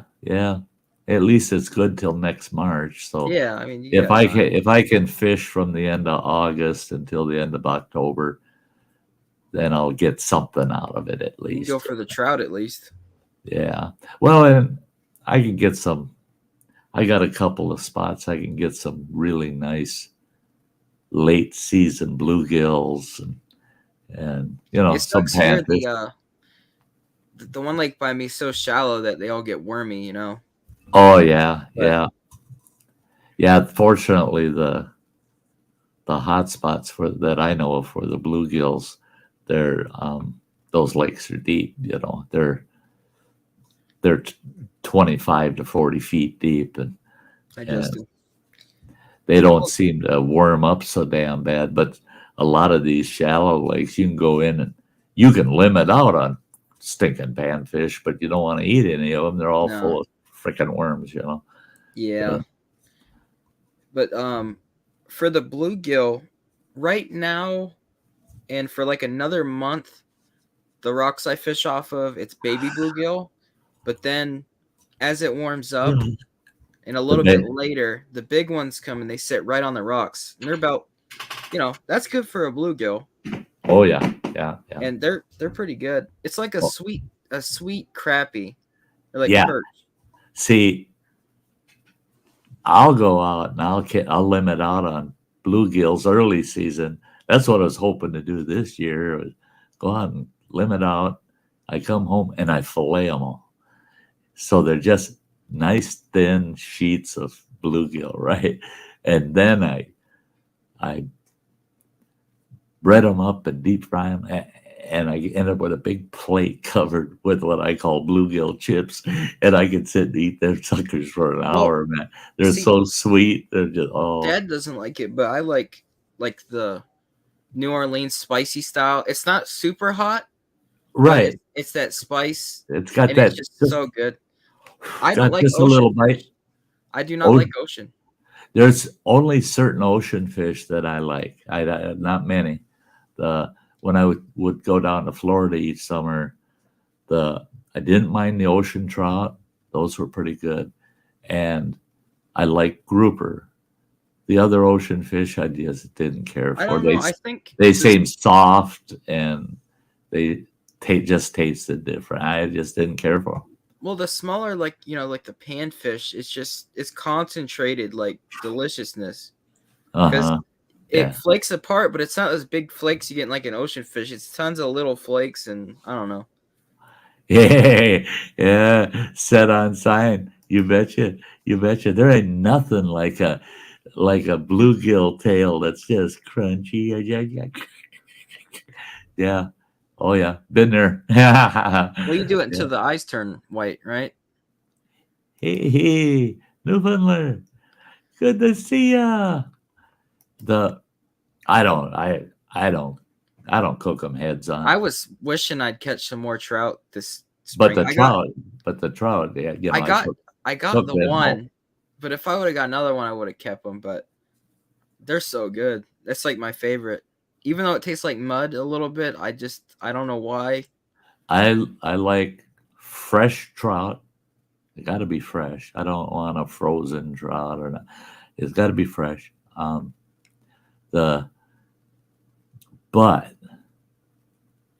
I got to have my trout broiled. I don't like it breaded and fried. I don't care for smoked trout either. It's too soft of a fish for smoking. I want something firm like a whitefish or something with firm flesh. But I'll tell you, just brookies, man. Brook trout, I eat the shit out of them, man. I love them. I miss that. when I helped stock trout last year, I was like drooling because they had the one pit where it was the yearlings that they stocked, and then they Right. had the holdover pond, and holy cow, they're perfect. Yeah. I mean, they're You know, you know, you ever, maybe next year if we can get you to come back on up, I'll talk to the guys out at the tribe up here in Red Cliff, and I'll get them to give you and I a big tour of their hatchery. You'll get in there and you'll pee yourself. Coaster brook trout. First time you see one of those, you go, that ain't no brook trout. Can't be. Not when it's 15 pounds. These coasters are damn near 3 feet long, and they're that big around, man. They're monsters. They're huge. And you look at them and you're going, well, they look like a brook trout, but look at the size of the son of a bitch. It's about 50 of them in one fish. And I had one of the guys at the hatchery. I told him, I said, God, I want one of those. I want to take it home, try it. He goes, you don't want to eat a hatchery brook coaster. You want to catch one that we release, and been out there for several months just eating natural food, because they said hatchery raised, their flesh is soft and it's kind of mushy, because they're feeding them basically cat food, Hey, yeah, Matt, clams and lobsters. That when you talk seafood to me, crab, clams, lobsters, I'm all in. I could live without lobster, shrimp. I like crayfish. I don't know what is it. Oh, crawdads that don't even go there. Oh God. Oh. I don't know why. I don't like lobster, but I'll eat crayfish. They're just. I love crayfish, man. It's just sweet and like it's just perfect. I was down in Louisiana one time, and a fella I knew down there said, "Hey, we're going to have a crawdad boiled tonight." He says, "Yeah, you're going to come on over?" I said, "Yeah, sure." I showed up. My God, these great big ass stainless steel pots he had held about 25 gallons of water in them, right? And he had 4 of them. They had buckets, 5-gallon buckets, after bucket after bucket after bucket of them damn crawdads, and that the water in those pots they had going were just full of Cajun seasoning, just boiling away in there in the Cajun seasoning, and they dump a whole 5-gallon bucket of them crawdads in there. They let them boil for just a couple of minutes. They're scooping them buggers out and just dumping them on these great big round platters. In fact, they only had like 3 of these big round platters. And then I realized they got 4 garbage can covers, the steel garbage can lids they were using to dump them in. Those things, you pick them up, you bust them open, you pull that meat out, and that meat is so sweet. Oh my God. And you get a tiny little bite because there's no spice in the meat at all. It's all on the outside of the crawdad, so it's wherever your fingers would touch your mouth. You get just that tiny little bit of that Cajun spice. Oh my God. I ate till I got sick that night, man. I love them. I love crawdads. Luckily, when I've ever bought them, well, first of all, I looked out. I went into Walmart, and the company messed up. It's called Loco Cookers. I'm pretty sure it's Loco. But they messed up because on the packaging, the only thing it shows cooking in it was crayfish. Oh. It just showed crawdads on it all around the box. Now, I'm in Pennsylvania, so it's not southern. So it was kind of a weird marketing thing. In the pot, it's huge. It's this big around. But I got the pot in the burner, the whole setup, for $50. What? It was you stole it. It was like $230 for it originally. I was gonna say, man, you ain't gonna. It's massive. And I had last 4th of July, I got fireworks, and I got a bag of crayfish, threw them in, and then we had corn and lobster, shrimp and stuff. But I just like the the crayfish. I'll see if I can find that Cooker's original price, but they Oh still yeah, they're have not them. cheap. They have Really? Well, they don't have that one no more, and now it's marked up to 100 when they did have it again. But Still, that's they cheap. had the stainless platters that were branded. They had a huge like spoon to stir them around, but you don't have to just cook crayfish in it. But I know a lot of people thinking around here would be that. So Have you ever been to a fish boil? not really. No, we've done them ourselves. I mean, like Up for here, 4th yeah, yeah. up here, especially in Bayfield, it's a big port town. They have the Grunky's restaurant up there.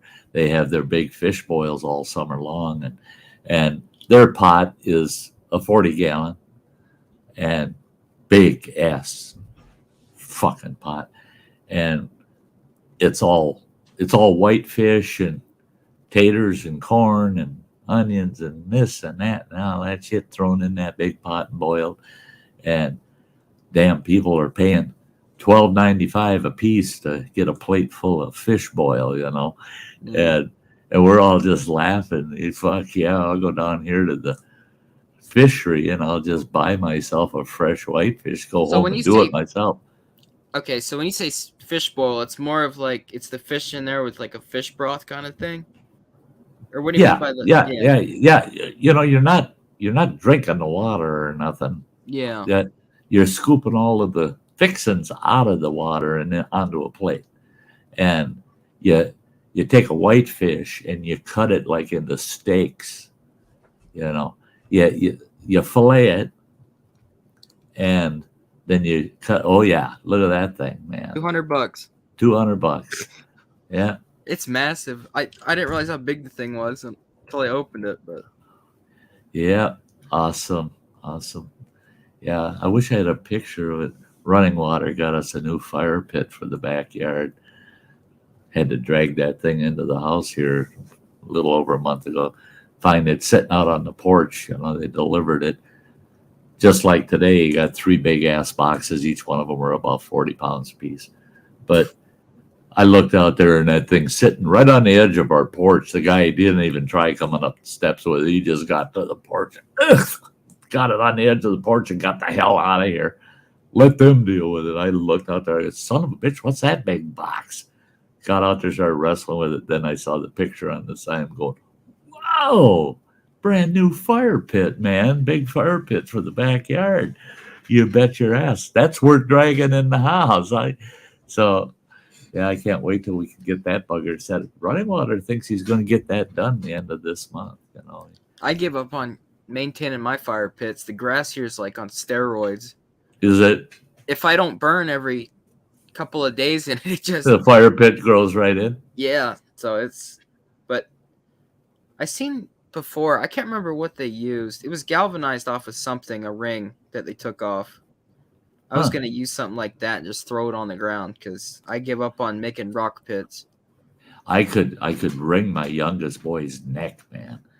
He got a tractor tire rim, but it was for a smaller duty tractor. That's what I was thinking about. I'm pretty sure. But it was about 3.5, 4 foot across and deep.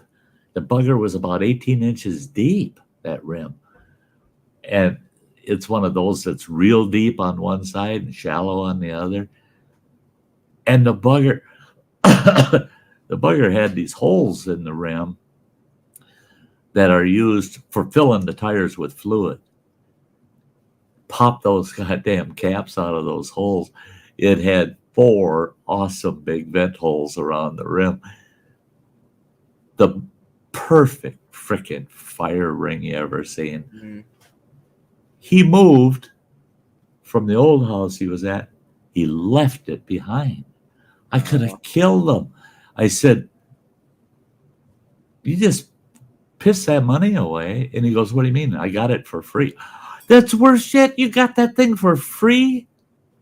And I thought about it and I go, wait a minute. That thing had never been on a tractor. It never had rubber put on it. It was brand new. And you got it for free? He goes, yeah. See, that Oh, would have drove me nuts. There was free mulch I seen on Facebook. So I drove 20 minutes, hand loaded my entire truck all the way I could with mulch. And as I was leaving, because they were moving and they needed stuff taken out of there, they had this huge dumpster. So I walk over to the dumpster and I look in. My truck's already completely packed with mulch in the bed. right. I look in the dumpster and I just couldn't help it. There were old hanging baskets, like the planters, Yeah. seed starting trays, and then there was this chicken wire and hog wire. So when I left, my truck looked like the Grinch's sleigh. I had Just heaped. there were 4 stacks of there's like fence. I took a kiddie pool for my ducks, and then I had this like 80-pound planter that was cracked in half, but it was still fine. And I put that in the front seat, but I can't let stuff go. See, that's I gotta stop myself. I gotta stop myself because I'm that way, man. I see it and it's like, don't throw that out, man. Somebody's got to take it, and I always end up being the somebody that grabs it, And I gotta not do that shit here. We got enough shit around here, man. Our shed is packed freaking full of everything. I told my youngest boy today, he's got a truck to get out of the yard. I told him, get that some bitch out of here. And while we were talking about it, he made a phone call and he gave it to his nephew. He says, you come and get it. You can have the truck. And so my grandson's going to come and get that damn truck. Well, my rule is I have to immediately have a purpose or use for it. I can't stock it somewhere. It's like that stuff, it's already in my garden getting used, but I used to, See, and that's the approach I'm taking now for myself is I look at it and I go, can I put that in place and put it to use right now? Or do I need to put it behind the shed, or do I have to store it in the shed? If I got to do that, I ain't taking it. It's got to be put to use right away. And yeah, right now for the next 4 months, I can't install shit. So I just look at shit and I go, damn it. I could use that. I could put that in place. Well, it's like Running Water went and he bought these nice raised garden planters, long ones. I don't know how long they are, but they're long for out front of the house here. Shit, I can hardly lift the box, move the box. So those buggers ain't going in this season. And, hey, Lori, Sheba B, hi, good to see you. hello. The That's for my free time. All I've been doing is my garden. I started 2 new gardens this year already because there's nothing else for me to do. So I started the garlic and horseradish patch.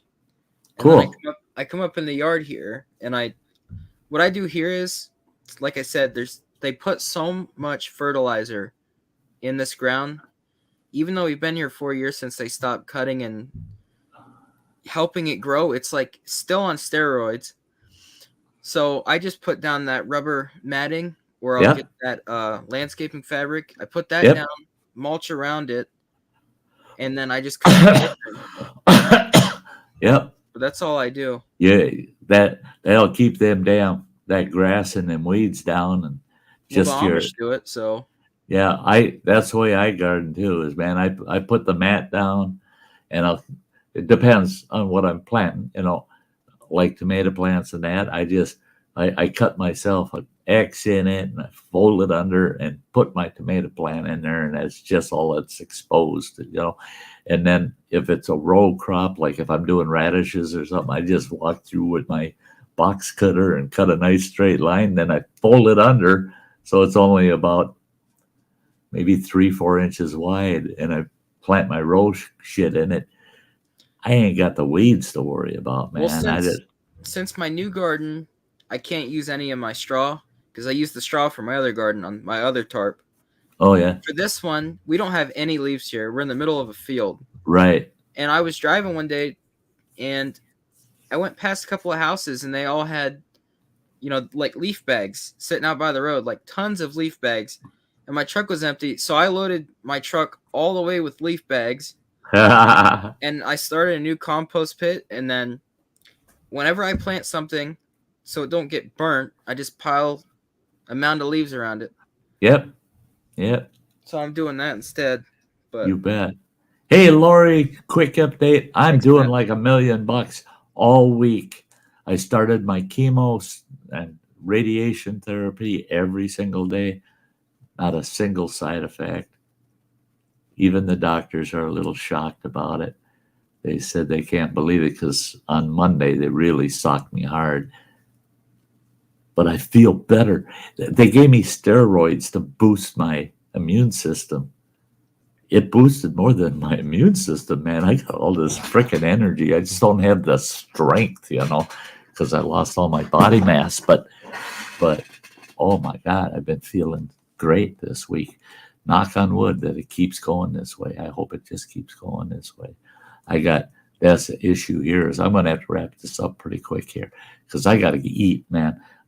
I'm still almost 900 calories short of what I'm supposed to eat every day. So I got to get off of here. And I got some lasagna in the fridge that I'm going to heat up. And that'll give me about 600 calories just in the lasagna. And then I'll find something snacky to eat to make up the other 300. But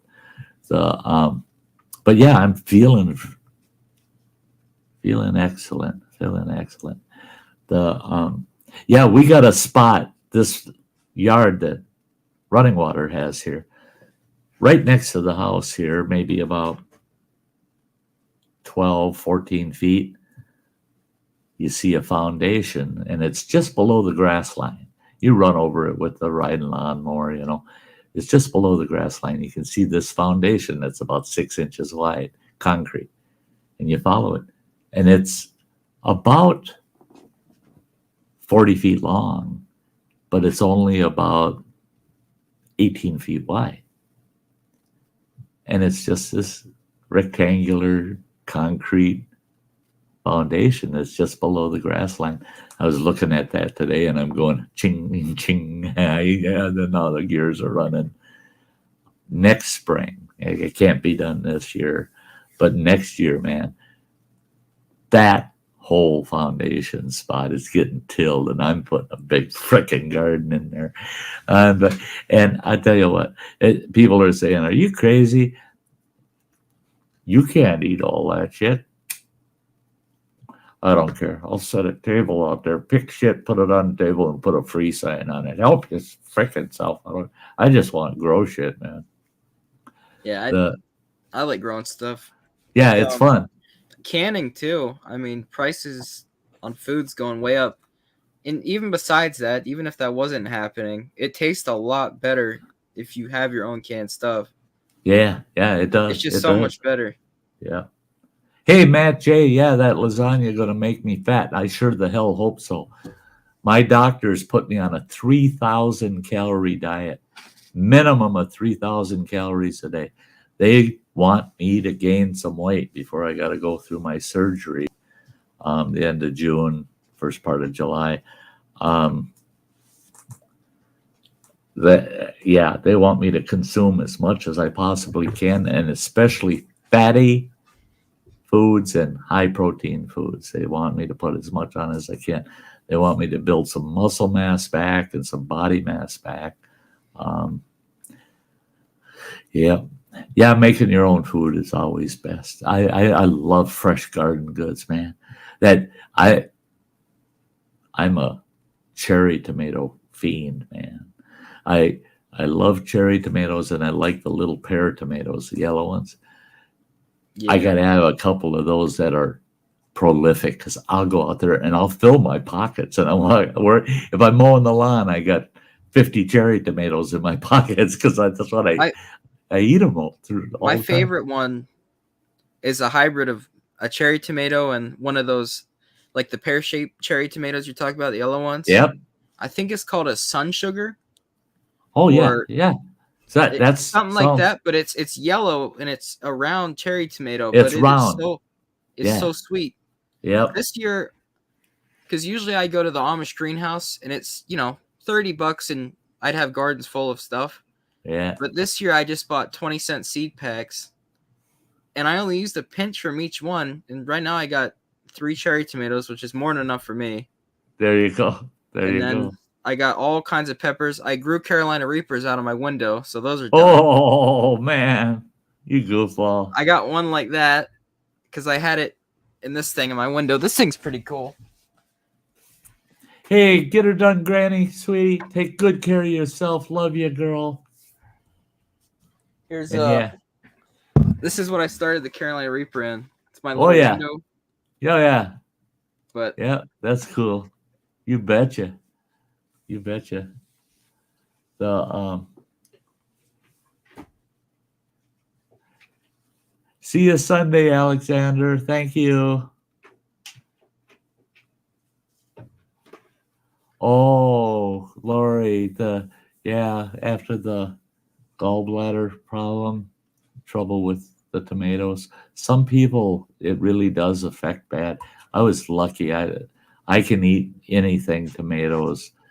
After they removed my gallbladder, they said there's going to be foods you're going to find you're not tolerant to, especially fatty foods and tomatoes.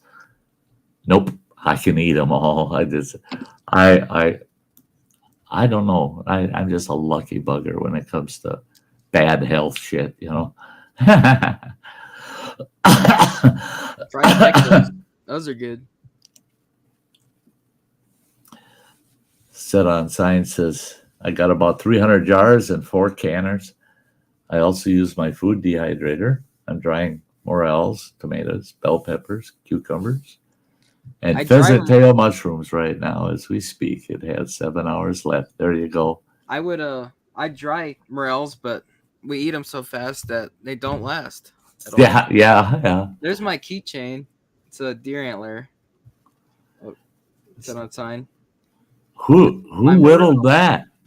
There's a guy on Facebook that makes them. He's an older guy, and That's pretty cool. He has a Dremel, and he does it all by Dremel. But hey, Matt, yeah, bell peppers rock, man. I love my stuffed peppers, man. I make them out of can, in my Dutch oven, man. I love stuffed bell peppers. Love them. My favorite pepper is just there's these purple cayennes that I did last year, and I dried them. You pick them purple, and then they turn red, and then I dehydrate them. It's just like a really good cayenne powder. But my favorite is just jalapenos. Jalapenos, yeah. I can't take anything hotter, but those are good without the seeds. Yeah, you betcha. I like a good jalapeno stuffed with cheeses and then baked with tomato sauce on them, a little Mexican-y kind of tomato sauce on them. And you cover that with cheese. You slow bake them suckers. You get a nice cake pan and just fill that sucker full of stuffed jalapenos. And oh, yeah. Yeah, I know you're talking about Matt. Yeah, MBA's awesome, man. He's talented. He's talented, man. He loves his trap and he loves his woodworking and he loves to sing. And I love all 3 things about him. Well, he even loves to paddle the kayak on occasion. So, yeah, he's good all around, man. He's good all around. Yeah, he's a great guy. And Alexander, thank you for the prayers, bud. Thank you for the prayers, man. I don't have a good summer ahead of me, but some bitch, I'll get through it. I'm a tough old bird. I don't want to go anywhere except camping, camping, fishing, hiking.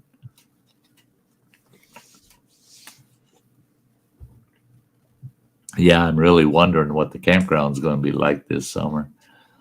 I'm thinking of heading went down there Saturday just to drive through the campground down there that I hosted last year, just to nose around, see if they pulled the host sign out of the ground, and because from what I heard, they don't have a host for this year. There's going to be some disappointed campers, man. I had a few of them. They're looking forward to this year coming out. We're going to do some fishing together and the like, but yeah, Matt, you're a champ, pal. You're a champ, man. I wouldn't know what to do without some of you folk.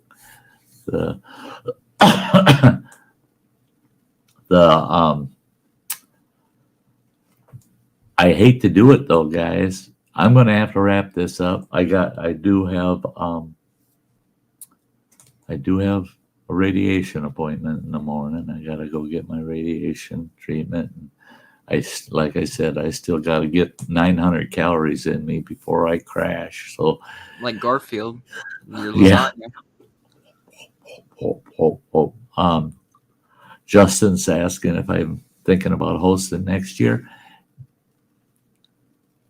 I'm not committing yet. But it's one of the top 4 things I want to do for next year. I just don't know yet.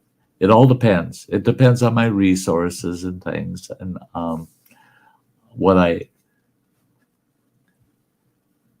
part of me wants to, if I got the resources, I want to be able to hit the road, go visiting other YouTubers and family that lives far away. I got family down in Texas. I got family out east. I got family all over the place. But I got a lot of YouTube friends between here and that family. So I want to hit the road. Part of me wants to just hit the road with the adventure trailer and go see all these folks in person. And another part of me wants to just spend the whole summer randomly camping anywhere and everywhere, just boondocking and going to some of these lakes that I know are good fishing, but there's no campgrounds and it's just backwoods lakes. And part of me wants to do that for the summer. Another part of me wants to host. One part of me wants to be a trail volunteer with the North Country Trail. Well, you shouldn't feel chained. I mean, and that's if you host, you're chained, and that's it. Is I'm kind of stuck, And you have done it. I mean, you've done it. That's it. I can't. The whole season. Yeah, and I mean, and I must have done it good. I got the U.S. Forest Service give me an award for citizen stewardship, and partnerships for what I did for them last year, and that amazed me. They did this award. It's for all of Region 9, and there's an awful lot of people that work with Region 9, so getting that really, yeah. Matt says, come to North Carolina. See, now, if I did the road trip thing, I would probably be doing that. If all went that way, I would be doing it pretty serious. And to North Carolina, you got to go through PA. Well, PA is a given, man. If I'm going to make this run, I want to run through PA, and I'm going to go upstate New York and all the way up into Maine, because there's a couple of folks in Maine I want to go visit. And the Dennis with Canoe Hound Adventures, I told him, I said, with all this Canadian crap, border issues and shit, I might have him come down and meet me on the New York side. We'll see. But yeah, Niagara Falls is 2.5 hours from my house. They say once volunteer, you can't quit or get fired. Well, see, that's it. I've been talking with the Forest Service staff. One thing I could do is Now, like the North Country Trail would love to have me volunteer for trail work. But the Forest Service, the one gal that is in charge of our trail system for the Chequamegon National Forest, I mean, that's 1 million acres, that forest. There's a lot of trails. She says, how about I just give you a list of our trails projects for the year for 2023, and you volunteer on the ones you want. She says, I'll take you on any one of them. Even if I'm full up with volunteers, I got more than enough people. She says, I'll bring you on as a crew supervisor over the volunteers on any one that you want to do. You don't have to do them all. You just do one in the season or do 10 in the season, whatever you want to do. So I'm thinking that I could fit in because I'm not committed, you know. I'm not stuck every day, you know. It's like, oh, yeah, I'll take 1 week and just go volunteer on that trail because I like that trail, you know. And then the rest, I'll travel. I'll go do this and that, you know. So it's so iffy. It's so iffy. I got to see how this year goes, how I recover, you know, what's going to happen. I'm knocking on wood constantly that when they do the surgery,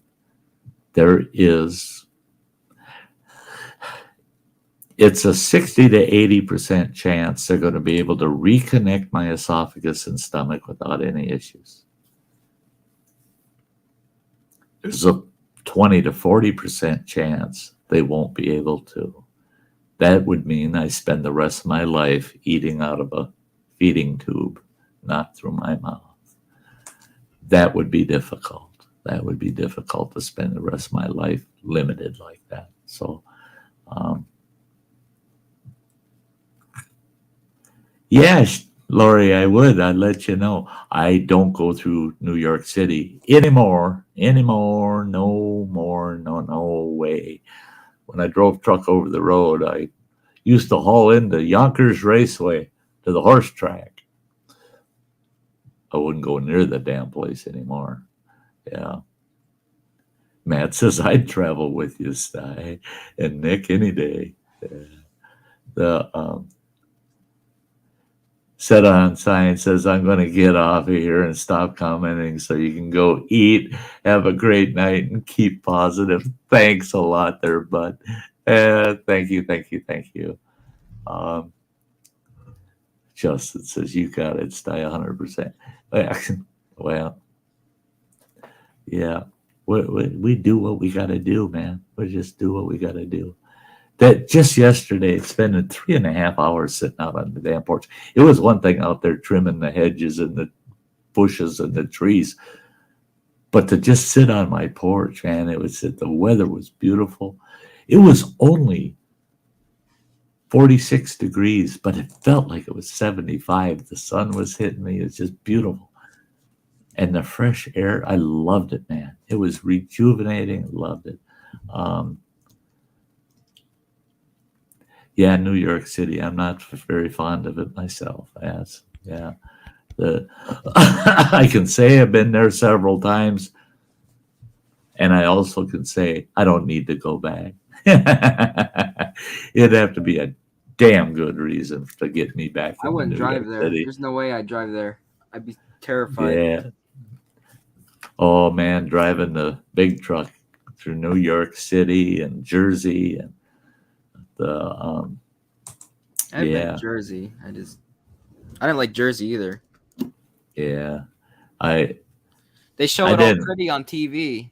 Oh yeah. Oh, they're going to show you the best spots. Oh, yeah. They don't tell you that it's this little piece, you know. Nope. That's just like right out of Washington, D.C. There's about a 5 square mile section there that is absolutely gorgeous, but literally everything around it is crap. Yeah, There is a trip I want to make this year. This year's trapping convention for Pennsylvania. Oh yeah, a big one. I went last year, but this year's it's like almost 6 hours from my house, but it's 40 minutes east of Gettysburg. Oh, wow. So I wanted to go Cool. there and stay, and then go to Gettysburg because I haven't gone there yet. Yeah, cool. But I don't know. I'm That into like Civil War era, so yeah, I really want yeah. to see it there. That'd be a cool trip, man. You get the best of both worlds, man. You get the trapping and then the historic stuff. Yeah. Oh yeah, man, that'd be fun. The yeah, Lori, yeah. Living in the cities, I don't wish that upon I couldn't anybody. do it. You know, I live in a town of 10,000 people, and I feel like Jesus. I'm just so crowded here. You The know, only thing I like about a city is that I could ride a bike pretty much to any place I needed to go, but then you get your bike stolen, then that's it. also I don't know, it's just Yeah. Do you have I a don't good bike budget? I guess I don't like being like claustrophobic with people. I just Yeah. Yeah. That's the one thing I just like about that whole eastern tier all the way to the south is all the historic things that oh man, you could spend a a whole summer exploring and only touch some of it. There's so much. There's so much. Hey, Katie, Scrapping, it's good to see you. like, I'm going to wrap this up in about 9 minutes. I gotta get some food in me. I'm starting to feel it. Kind of feeling like getting drugged down. I need to fuel up. The but yeah, I don't know. I don't know. This summer is going to be the tough part, and just get through the summer. Being stuck, you know, I'm not totally stuck in there. I got my porch, man. I can get out on my porch, get some fresh air. I can.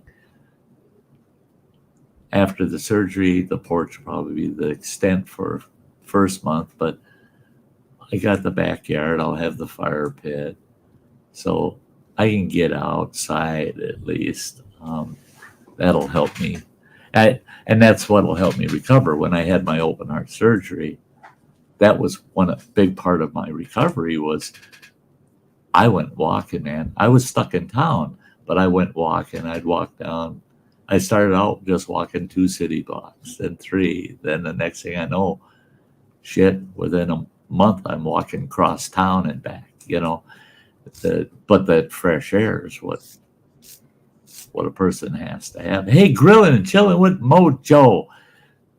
Just got home. Good to see you, sir. I think anything for you is better than, how it was then, Yeah. I mean, yeah, that was bad what already, happened to you then. yeah. So now,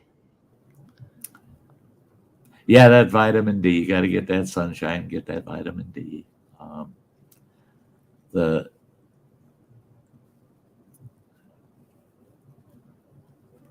She was about an hour from PA. see, I don't like Ohio. I'm Me 20 either. minutes from Ohio. Me either. I'm a And stone that's throw. As soon as you cross that line, it's like it's like, oh, what just, am I in like a set of Walking Dead? yeah. It's like why am I here? See, and that's what I don't like. And you took the route. For me to get to you, I got to go through Ohio. Unless I come all the way over Michigan, then I can just cut through a little bit of it. So on the way to you, we went straight across Ohio. That was Right. like an eternity. It was like that little kids game where it rolls like the same road and there's the trees. It was Yeah. like that. And then on the way back down, we did that cut you just talked about. And we cut, and then it was only Yeah. like I think half an hour or so, or an hour in Right. Ohio. That little chunk there, you Yeah. come down south of Detroit and cut across. Yeah. See, and that's the route I would be taking because I cannot stand Ohio. I cannot, literally, I can't. I won't drive a car through the state of Ohio. Now I'll cut through that little corner, but that's it, man. And Now, the cop cars, they got like Chargers, and you don't Yeah. need an inspection over there. They're not going to outrun you. I mean, I don't know why I have the cops over there are crazy. I mean, everywhere I drive, it's like, oh, there's one. I could not drive through a large portion of Ohio because I'd be a wreck by the time I got through. Because the last 3 times I've been through the state of Ohio, I got stopped by the state troopers. And the one time they were going to throw me and my buddy in jail, for God's sakes, and we didn't do nothing. Oh, except he was doing 57 and a 55. Honestly, in Ohio, if your plate says PA, they're watching you like a hawk.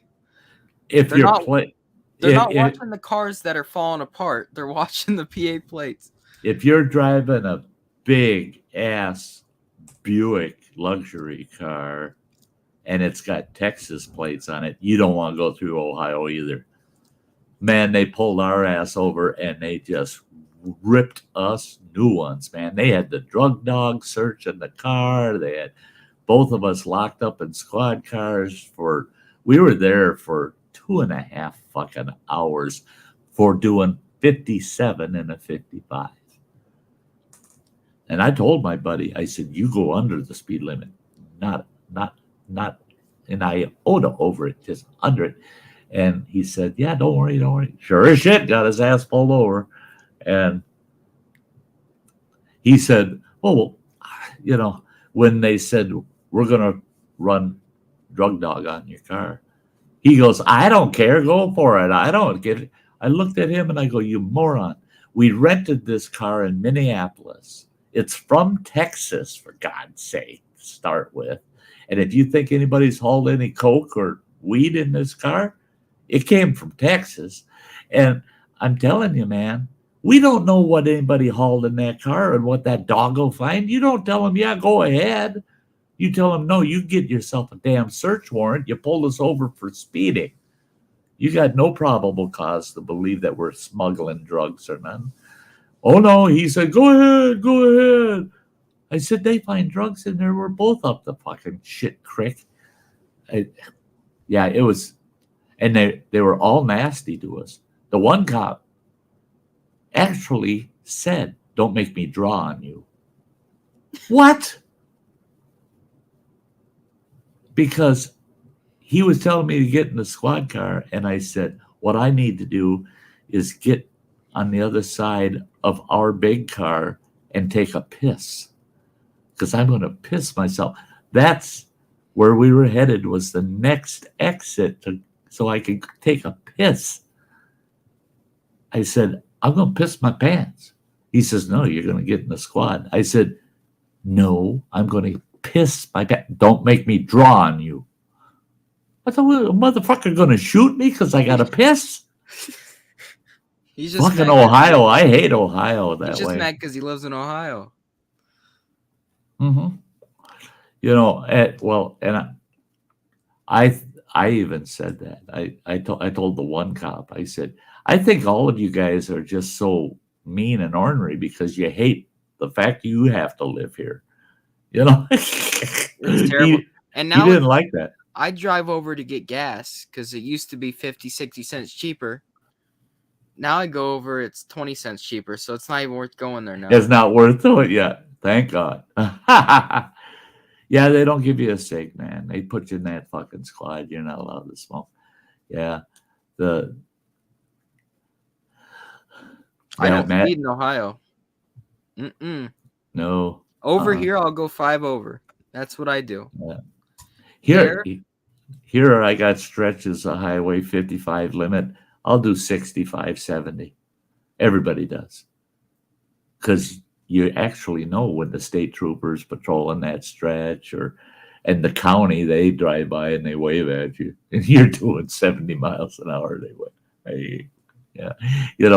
It's so kind of laid back here, except for the state troopers. If you know they're working a stretch, you don't want to, you can be about 5 over and they'll leave you alone. But you don't want to push it with the state troopers here because they will. And it's all right for them to go 10 over, but you don't. Yeah, you don't. 2 or 3 over. we had one here that he was notorious. Thank God he finally retired, but he was notorious. He'd go down Highway 2 heading to Duluth, and he'd be doing 5-10 over the speed limit. And of course, he ends up with 2-3 cars behind him, right? And they're following, keeping, pace with him. All of a sudden, somebody turn his signal on, he'll pull off to the side. He lets whatever cars are behind him go by. Fucking lights come on. He's out on the highway and he pulls one of them over. And he says, I car clocked you doing 10 over.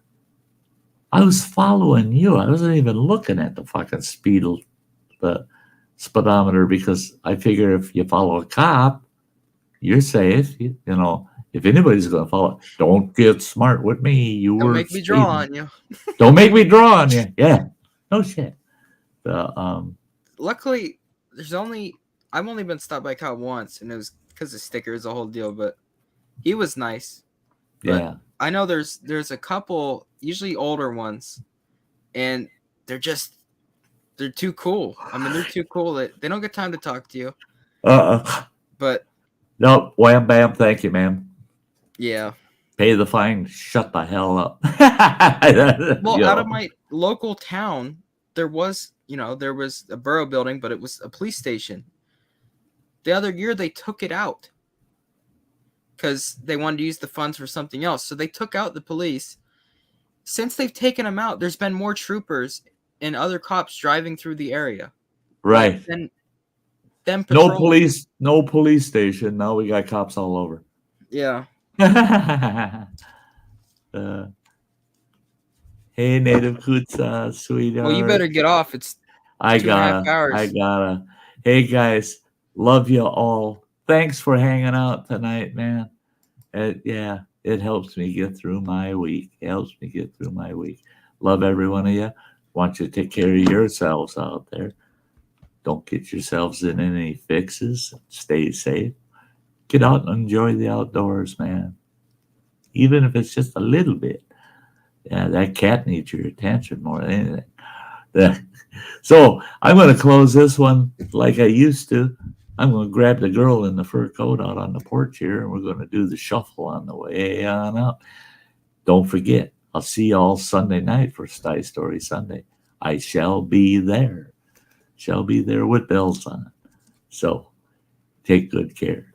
Hey, Nick, thanks, buddy, for popping up, man. Yep. Yeah, it's great. Good night, everybody.